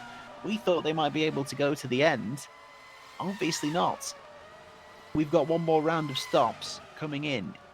Pascal Poland's, what does he change to? Is this going to be a medium? Is this going to be another set of hards? Timing screen says hards. Our visuals say hards. I think he's... Yeah, he's on hards again. Murno to the lead. In the meantime, the other Vanguard's in. Pilit Pushka doesn't even have to make a move on track. And he's back up into fourth. But considering how late Peckley stopped, we think we'll Bill Peckley stop again, but he is on the medium tyre. That's the thing, but Murno made those medium... Oh, there's an incident in the pits. Axel Laflamme has, I think, just hit a Potenza that came out of their pit box. And now they... Oh. And they're stuck together. Is that going to be an unsafe release? Also, he's on entry. Is he going to get his damage repaired? I hope so. It looks like it, because it's a long pit stop, and this is more trouble for Vanguard. Yeah, wings on. And that is going to cost so much time. Well, I was literally looking at my timing screen when that incident happened, so I wasn't fully sure how that materialised. I have to get a replay of that just quickly. But was it an unsafe release from not Menegretti? Yeah, Menegretti, sorry, it would have been, yes. I'm actually also unsure, because I was looking at the timing screen, looking at the gap between all the lap times that Peckley's putting in. Here we go. So it is well, this is it, yeah. Axe is coming in for his box. I think by the letter of the law, that is on Menegretti, isn't it, really? He's the one being released out into moving traffic. He needed to wait. Actually, I think that was Machado. Oh, Machado. Because it says that Menegretti hasn't been in the pits on my timing screen. Oh, so Menegretti, but that surely can't be. Menegretti can't still be out on the mediums that he started this race with. I think that is an issue on the timing screen. Because surely Menegretti is not running on the same tyre that he started this race with. He isn't, but he wasn't in the pits then. On our other timing screen, it says he's been on these tyres for 17 laps. So that wasn't Menegretti, basically. He's not just been in the pits. If we look to Mateus Machado, yes, he's just on a fresh set of hard tyres. So yes, that was Mateus Machado. Menegretti has stopped, though. So yeah, interestingly enough, Menegretti's not going to fall down the order for a pit stop. So actually, that's bad news for John Palauro. He's going to sit just outside the top 10, because Menegretti should be okay to go to the end. And again, 17 laps on those mediums. Will he stop again? I don't know. We thought that the tyre wear wasn't as bad as it is, but everyone is stopping. Thing is, and Machado has been given a 10-second time penalty for an unsafe release, and that has cost Axel Laflamme a top 5. Yeah, that's unfortunate for him. 2 incidents this afternoon for Laflamme, and neither of them, I think, were his fault, it has to be said. Yeah, absolutely. I mean, Laflamme has been getting a lot of penalties this year, but today, nothing he did wrong there. That was just really, really unfortunate.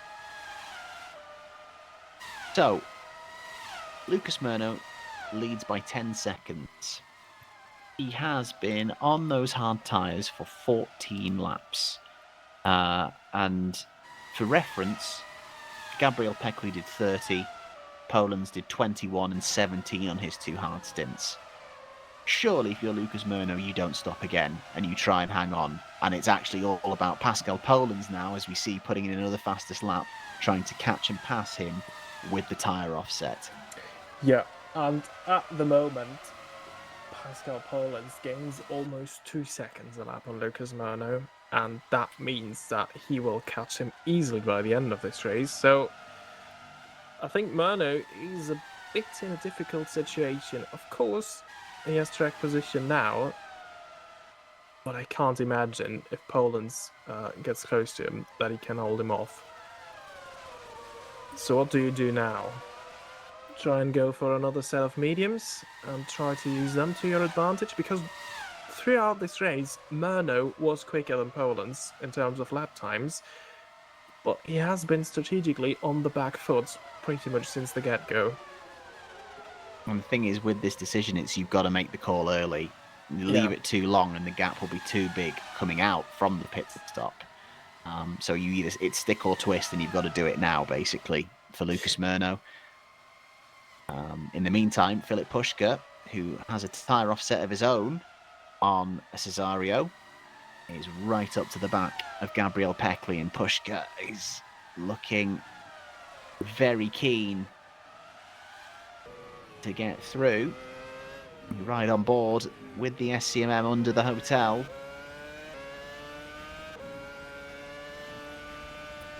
Still a little bit of a waiting game through this final sector. All about getting his car in the right place.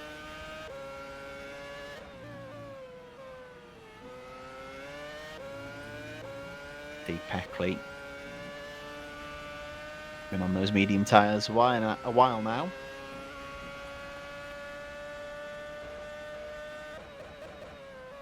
So Ruben Meshid asking in the chat about the championship situation as it stands right now, which might change quite soon if Pushka finds a way past Peckley. But as they're running at the moment, Lucas Murno would be 20 points ahead of Pascal Polens, but they surely won't stay where they are right now.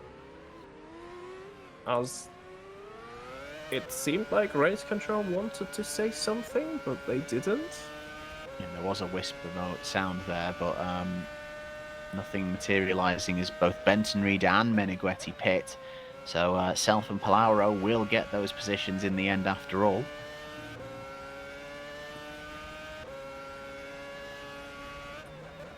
But yeah, I would anticipate Poland and Murno will switch places, and same with Pushka and Peckley, although Peckley has gone another lap and been able to hold off Philip Pushka. He needs to be much closer on the exit of turn 5 really to have a chance to get the slipstream, and he seems closer this lap as they enter the final corner.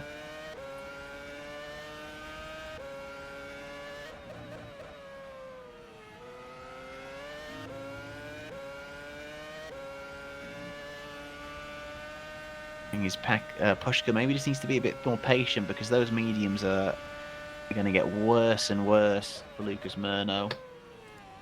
Murno has been on those. Sorry, not Murno, for Gabriel Peckley, I apologise. For 14 laps he's been on those mediums. So the opportunities will arise. We know the SCMM isn't the best in a straight line, but he might get the opportunity when Peckley's fighting grip. Oh my goodness, and the closing speed there was definitely caught Philip Pushka off guard. In the meantime, penalty from the game from Machado, but that may well be rescinded if it is still being a little bit overzealous in the way it's handing them out. But again, another lap, and Peckley has looked comfortable here. Pushka has not been able to make the move.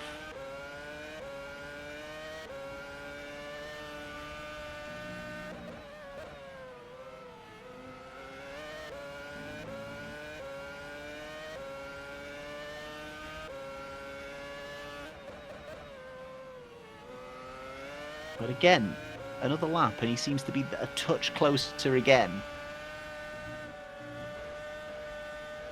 You can see the dirty air. He's having to lift quite heavily through turn 3. Can he get the exit? Both cars twitching as the power gets applied coming out of turn 5. Again, it's just the slipstream is working, but he's too far away. He needs to be tucked right up behind. We've got a back marker coming up ahead. Looks like a Lucky Hamish car. Oh, and that was a good opportunity, but just squirming under the power again. And Peckley hangs on again. Yeah, it's the old SCMM struggle we've seen this season all around, where Pushki clearly can go quicker over one lap, but he's just lacking that straight line speed. You can see the gap is definitely getting closer and closer lap by lap, but it's just unable to kind of do anything about it at this point in time. Meantime, gap between Poland and Murno down to just over 5 seconds. Here comes Pushka, though. He's very close on the exit of the final corner. I don't think he's going to look at making the move this time around. Yeah, I think at this moment Murno has lost the race with the first pit stop after lap 1, so the second pit stop in theory.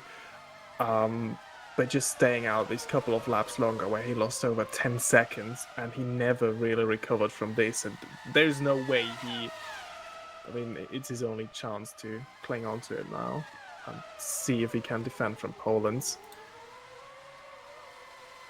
In the meantime, Bravo Snow Shatten kind of comes to the rescue of Gabriel Peckley. A good exit from the chicane from Pushka, but again, he's not close enough even still.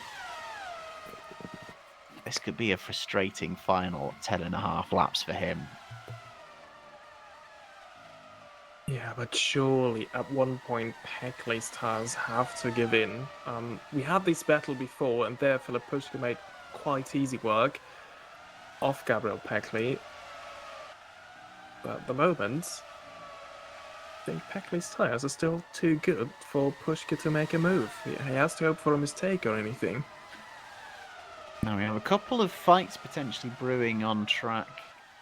Not just yet, but kind of very soon. So we've got Benton Reader closing in on Palauro and Meneghetti just behind. Both of them will have fresher tyres. So Palauro is going to be fighting to try and hang on to a points position very, very soon. In the meantime, we've also obviously got Pushka following Peckley. Poland's going to be close to Murno. In the meantime, Benton Reader is going to look to make the move. Palauro is going to try and hang on. He just hasn't got the grip. And he's lost one. Meneghetti's right there. Palauro is going to try and fight back, though, surely. He wants points. He's going to go to the outside of 9, which is bold. Just doesn't quite have the grip to hang it round the outside. Benton Reader through, Meneghetti next. Now also keep an eye out. Laflamme is closing the gap very heavily on Yannis Volborn, so it might be Laflamme versus Volborn very soon as well.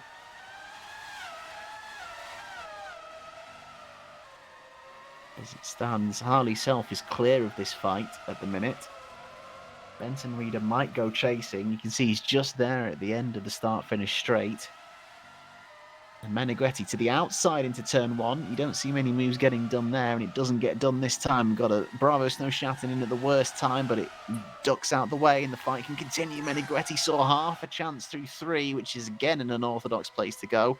What side's he going to go? He's going to try it into 5. This might be the move. Palauro tries. Oh, they touch. And John Palauro just doesn't have the performance in that Infernal Void, nor his tyres to hang on. And points just slipped through his fingers. He's going to need a little bit of luck if he wants them now, but I think on his job done, Meneghetti hangs on.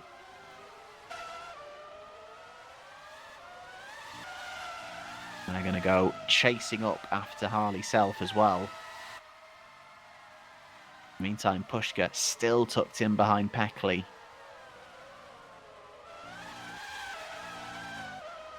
It was so close in the middle of that, and he's again just so desperate to try and get the power down as early as possible because he knows that these straights just aren't quite long enough for the slipstream to help his SCMM past the Cesario. This is going to be so frustrating for him. Yeah, I know who will be lobbying for the reintroduction of DRS, or at least push to pass for next season after this race. Oh no, absolutely. He's going to be sick seeing that rear wing.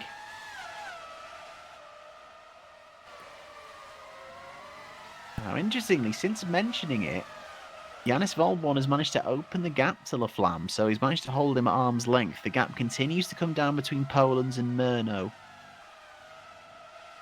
And Diogo Meneghetti's been ordered to give the position back to John Palaro. That's interesting. Yeah, that really is an interesting call because for my feeling, Meneghetti had his car alongside Palaro, and if at all, it was Palaro who was kind of turning into Meneghetti, who had his car at the apex. So, interesting. I think he's going to have to try and do it again then. Palaro gets another chance to try and hold off Potenza. It's going to be very hard with that tyre performance offset. It is doing Harley Self a favour because it's stopping Meneghetti try and take up the chase to him. As Benton Reader has very much reeled in Self quite quickly as well. Oh, and Meneghetti with a big slide there. He knows how important it is to be close to Palaro coming across the start-finish straight. He knows that the big overtaking opportunities lie ahead on this lap, this sector of the circuit.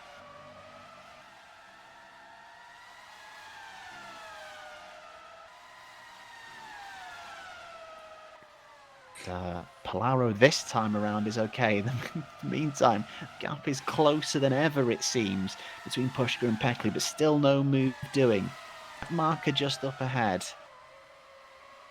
There's a couple, in fact, and this slipstream might help. In the meantime, Meneghetti will look to make the move on the run down to 6. Meneghetti to the outside. Palaro's going to try and leave the car in there.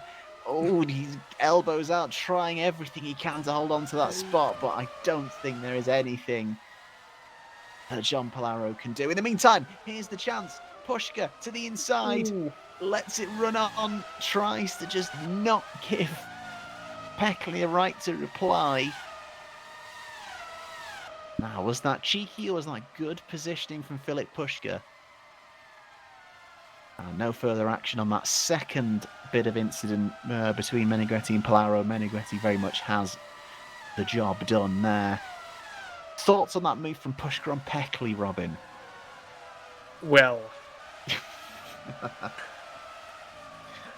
I would say right on the limits, but maybe just about okay. I think there was still a bit of room. Pushka turned really late and was far off the apex, but there was room left for Peckley, and I think he's not happy about getting stuck behind this lucky Hamish there as he was weaving. Whoever it is, really ignoring the blue. It has to be Daniwella because Kambarov is out of the race. And really, Daniwella should know a bit better. He has the experience, and now he lets him by.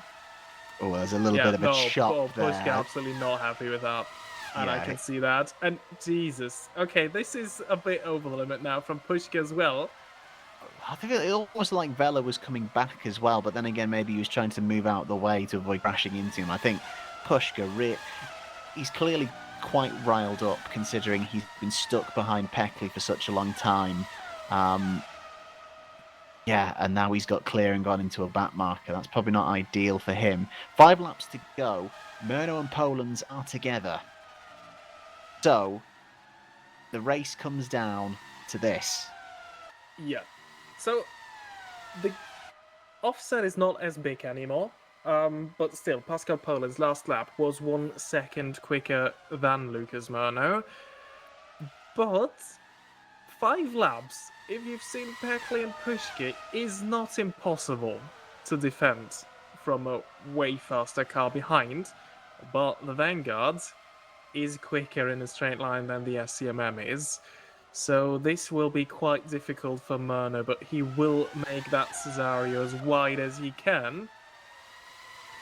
And remember, there is a brand new engine in the back of that Vanguard as well. This is where he's got to make that power count. Yeah, absolutely. So he has done it.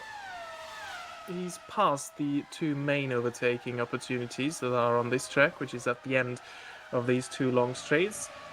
So Murno will be counting these laps down. Just 4 more to go now. And you know what? Philip Pushka might be praying that these two kind of tangle, something happens, because that would put him right back into the championship fight. It would. It really would. And the thing is, now he's caught them with just the opportune time. There's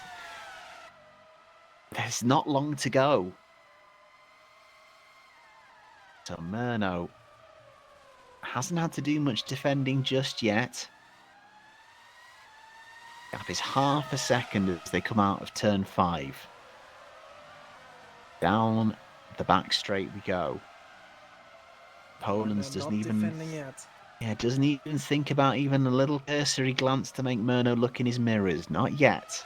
It's almost like he's just waiting for the moment. It's like he kind of doesn't want to have him looking in his mirrors too much. Maybe try and catch him off guard. Very close as you run up to 9. Oh, there was a little bit of a think there. Yeah. So he's leaving it for the moment. He won't do anything in the third sector. That is just not where you can do any sort of overtaking. So again, Lucas Murno will be ticking down these laps. Now it's just 3 times that he has to do it. This is the important part. It's about remaining as close as possible through turns 1 to 4. So you can have a chance into 5 or be close into 5 for the exit of 5. You can see dirty air is a bit of an issue. It's just dropped him a 10th. But now got to angle for the exit. And that is a good run there. Good line through 5 from Pascal Polans. Every little bit of horsepower being eked out. Now Murno is weaving, trying to break the toe. Here comes Polans in the braking zone. He's going to try and send it to the inside, and he does so. What has Murno got to come back at it? Oh, there's a little bit of a slide on the exit of 7. Polans immediately out to break the toe. Murno feels like he's got the chance, and he's going to be close into 9. He's going to go to the extreme inside, Pascal Polans. And he's through. Is it job done? Or will Murno be able to stick with him? I think now here is the point of the track where Polans can really use that grip, and immediately 1.2 seconds between them. And I was surprised, actually. Lucas Murno wasn't putting up much of a defense into the chicane. And then, I think he was relying on coming back on the second straight, but that is a huge risk. And yeah, I was surprised to not see him defend the inside into turn, what is it? Turn 6. Oh, in the meantime, this is an interesting development. John Palauro has now caught Harley Self. Self was so clear up the road from Palauro, like he was going to be comfortably in the points, but now these two are scrapping over that final points position. Oh, bit of a snap there. Grip clearly winding down in those mediums for John Palauro. So, Self and Palauro, 2 teams that vitally want points at the bottom of the table. And they're scrapping over the last point. In the meantime, they have to move out the way, though, of it's the SCMM, I think. Pushka. Yeah, Pushka. Oh, my goodness. And Self, that's really caught Self off guard, and I think that's going to give Palauro an opportunity. He's going to tuck in, though, and there's going to be a little bit of a toe from the blue flag. I don't think Pushka's going to be best pleased to see this fight going. Oh, Self there with a little bit of a tap. Yeah, I think that will be at least a warning for Ali Self.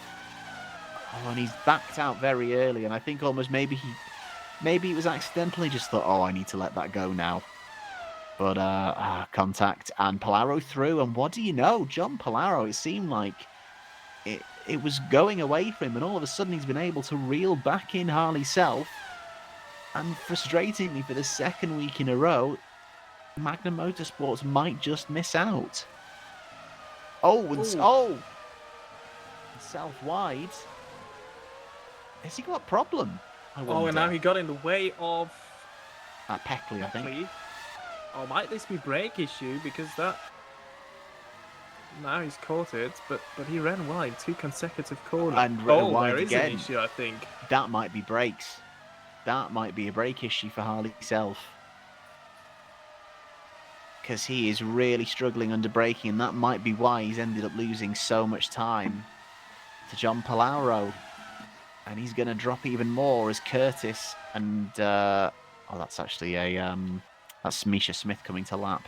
But in the meantime, Pascal Polens makes the strategy work, gets the pass done on the road in the dying seconds, and he is going to win 3 in a row to keep his title fight alive. Murno has done good damage limitation once again, but Pascal Polens isn't going to give this up without a fight, and he wins in Abu Dhabi. Murno coming across the line just over 3 seconds behind. But what an eventful start, and Pascal Polens makes the 4th engine strategy work, the first person to do so.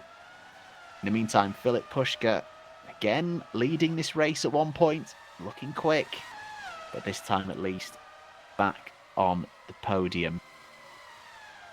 To 5th, 3rd place finish of the season.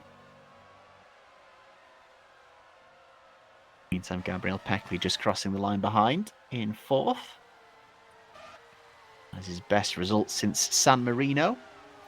Misha Smith, an early leader at one point, but comes home 5th, and more good points for HRT. But what about this? Yannis Volborn, in his debut race for Velocita, the double champion, giving them their best result of the season by far. And what a change that is in the bottom part of the table. That's going to put the cat amongst the pigeons. Great result for Yannis Volborn. And he holds off a charging Axel Laflamme, who ends up finishing 7th after that incident with the Potenza and the unsafe release. Daniel Benton Reader will come home 8th. Meneghetti, you can see just on the road behind. I think Axel Laflamme has very much had enough. And their provisional results: Pascal Polens from Lucas Murno and Philip Pushka. The top 3 in the championship occupy the top 3 of our race today, but not in the order of the championship. But how will it look on the end of the season? In the meantime, Gabriel Peckley is 4th ahead of Misha Smith, Yannis Volborn 6th ahead of Axel Laflamme, Daniel Benton Reader 8th in the Better Julia, and is his first points since Great Britain. Diogo Meneghetti is 9th for Potenza Esports after not looking like they were going to score, and that's his 3rd point scoring race in a row. John Palaro, though, his 2nd 10th of the season, another point for Infernal Void. Aaron Curtis and Denny Vella end up passing Harley Self, who's clearly managing some sort of issue towards the end, coming home ahead of Dominic Rustemeyer. Gustavo Frigoto ahead of Mateus Machado. The other Bravo Snowschatten of Thiago Melo just behind. Jesus Alejandro Torino is the last of the runners in 18th. Vitaly Kambarov, debutant Ahmad Masayev, and Gino Gajano are your DNFs for today.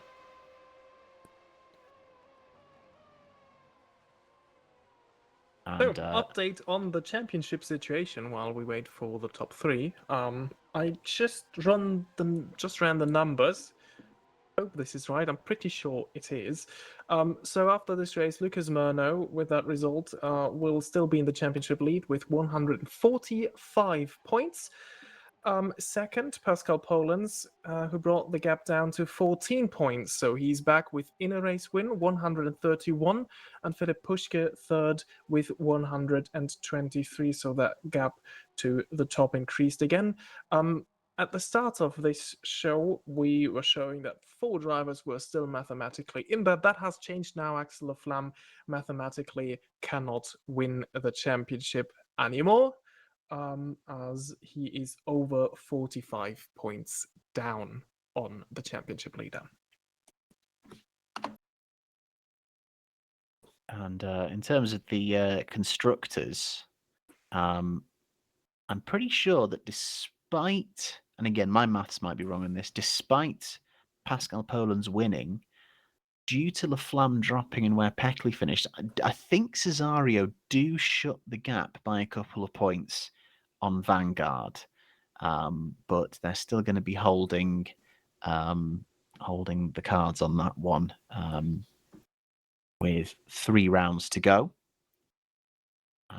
And next week, this is our first of 2 double headers to finish the season, and next week we're off to Sepang, Malaysia, another debutante circuit in the competition, and heavy rain is forecast. It's a classic Malaysian monsoon predicted, so next week could be very interesting indeed. And I'm again envisaging not a particularly straightforward race, so anything really could happen next time out.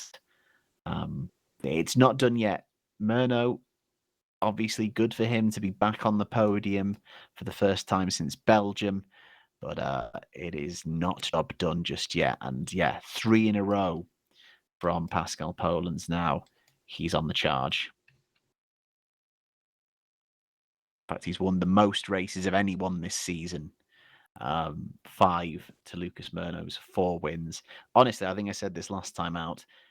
Missing those 2 races for Pascal Polens could be the thing that changes it all. If Polens is able to attend even one of those races, and you know, and again, both of those races that he didn't attend, they were won by Lucas Murno. So he's lost 30 points to Lucas Murno in those races.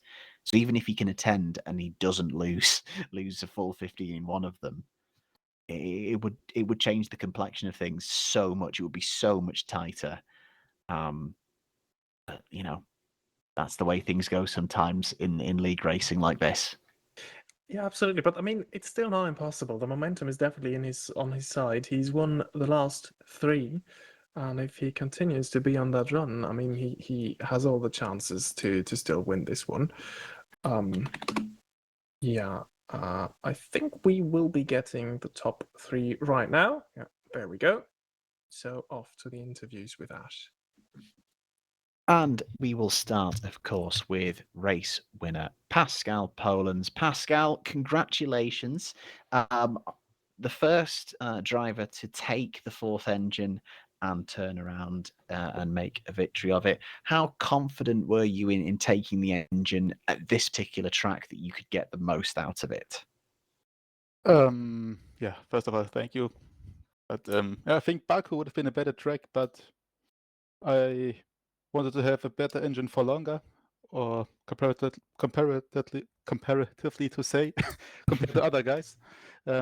So my engine is better compared to the guys of Cesario, for example. And yeah, this track, I think in the end, you could see that it was quite hard to overtake, especially Lucas. His tires were very, very old, and still it was really hard. But yeah, the gap is so big that the first couple of guys would have been easy, but yeah, the crash at the start certainly helped me to get further ahead more quickly. Now, obviously, you ended up stopping from that. Did you end up stopping for a strategic reason, or did you pick up damage in that incident? Because obviously, we noted you switched tires early. Was that to give yourself like free choice going on for the rest of the race? Basically, for us, the mediums were quite useless. They had the same pace as the hard tires, but they were just melting away like twice as fast. So it was just our choice to go in and basically throw them away for a better tire set for our car. And yeah, I also had damage. At least the game said I had damage, but I couldn't repair it in the pits. But to be honest, I also didn't feel it, so maybe it was just a little bug from the game. Ah, okay, very interesting. And when you did your final stop, did you do that knowing full well that Lucas maybe wouldn't, and you'd have to make the pass on the road, or were you expecting him to stop again as well? I was expecting him to just go ahead and don't pit again.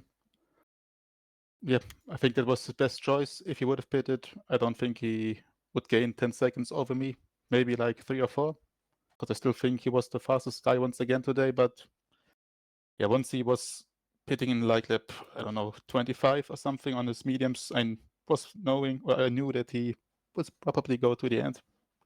I was quite positive on that. So you really kind of played the strategy to kind of give yourself the advantage, and obviously didn't have long to go. I imagine that was quite a pressure-filled last few laps to try and get the move done. Yeah, it was. I mean, the first time I was in a slipstream, I was, I think, 7 tenths behind him, and I just didn't close the gap at all. I think he was way quicker on the straight, so I thought, well, good job from the Cesario guys winning this race after that turn 1. But yeah, once I committed more in the third sector and the first 3 corners to be way closer to him, it was luckily possible to get by. So yeah, well done to him as well on his old tires to defend like this. No, it was a fabulous fight and a really good race. That's 3 in a row from you. Obviously, the gap coming down, but still a gap. It's just under a race win now, I believe, 14 points. Still a slim chance. How are you feeling about Malaysia next? I have mixed feelings. Oh, It's okay. normally I like the track, but you know, the cars this year, they need to run so low to generate downforce, and Malaysia is generally very bumpy. And the last time we had bigger bumps on the track, I think it was in Austin, and I think that race was quite eventful for us. We didn't have the pace at all, so yeah, as I said, mixed feelings. Like the layout, dislike the bumps. Well, best of luck. Hope it goes well. Hope you can keep up the fight even from a neutral perspective, because obviously it's fun for us to watch. But congratulations on your win today, Pascal. Yeah, thank you very much, guys. Lucas, to you next. A fine drive. Obviously, you know, you started third, and your race didn't start to plan. Talk us through kind of your view of that lap 1 incident where you kind of got caught up there. Well, finally a podium after 3 eventful races after all. And well, was a pretty hard to know, pretty hard situations that I go, but well, for at least for the championship, something needs to stay in life. So well, I think for the entertainment is still good. But well, what I could say, it was a hard one to try for alternative strategy after what happened at the start, and I need to keep on it. If not, I will not have any chance to make it a podium or even a second place, or with still solid, and maybe first, because there's a one stupid rule that might need to investigate it later on. But I honestly made a good step, at least with the for the next races. I think we can find something that we can stay in a good point there for the next ones. And this time was not so different. I had to overtake a lot of people in the 2 last races, so this track was, so the experience counted on this situation now. And well, let's take a look at what will go on for the next races, and let's see how it's gonna go. Obviously, you mentioned that obviously first time on the podium after a couple of races away. Very eventful last couple of races as well. You've got to be happy though. You've still managed to come out of those races where you've gotten caught up in incidents, 6th, 5th, and 2nd. You must be happy with kind of the damage limitation of avoiding dropping more points. Yeah, thank you for that side. That was a good way, because well, we have to keep on it. By the way, if it's possible to stay there, we have to keep it in a winning mindset and try to, if not winning, we have to bring the best result as possible as the circumstances. So let's see how what things will go happen in the next 3 races. Next one will be Malaysia in the rain. So it will be very another eventful day. Hopefully for me, not for me, but well, let's see. No, absolutely. A fantastic drive today, Lucas. Congratulations on the 2nd. Thanks. Philip, finally to you. Obviously, at one point you know potentially in the lead, you had the penalty to deal with. How happy are you with 3rd place today? I think you can't speak about being happy, because the car was very slow in the straights and basically no chance to overtake other than doing like a crazy move or a optimistic move. So the start was, if it was my fault, obviously I have to take the blame and take the penalty. I have to watch it again, but I think it is my fault because I got the penalty. So yeah, it was big damage in the rear suspension from there on. Car felt okay, but I think like probably it also hurt my top speed additionally to that, to being the weaker engine. So yeah, it was very frustrating race after like 20 laps on. The car was not fast, sliding around a lot. Tire wear was not good. But yeah, to come home with third, I think is, considering all the points I just mentioned, I think is good. But yeah, I mean the pace was nowhere after lap 25 or something. And obviously, we saw your fight with Gabriel Peckley, and we kind of saw how much you were struggling to try and get the move done, because obviously you were tucked behind him for quite a while. Was that, I imagine, a very frustrating few laps, knowing that, you know, in clear air you could be quicker, but then it was just not being able to quite get the move done? Yeah, I mean it was like another category on the straights. Like felt like 50 horsepower more, I think. Not quite as much, but it felt like at the time. So yeah, I had to do something about it. I mean, I had that one chance in the end that I knew if I wouldn't not have taken that, it was over from there on. So I think it was optimistic, but not unfair, considering this move. Yeah, I mean, every other driver would have gone for it as well. So yeah, have to do it in the end. Well, considering, you know, how the race started and how eventful it was with the penalty, the damage, and obviously, like you say, the performance issues, very, very well done on picking up a podium this afternoon. Yeah, thanks. And as mentioned, next time out, the rain in Malaysia. That promises very much to be an eventful race indeed. And that is just next week. The run-in, like I say, in full swing. The first of two double headers. Malaysia next week, and then a double header in November to round things off. Thank you all very much for watching this afternoon. We really hope you enjoyed the race. Another eventful one. And yeah, Malaysia in the rain usually throws up something. So hopefully you'll be there for that. Thanks for watching. See you then.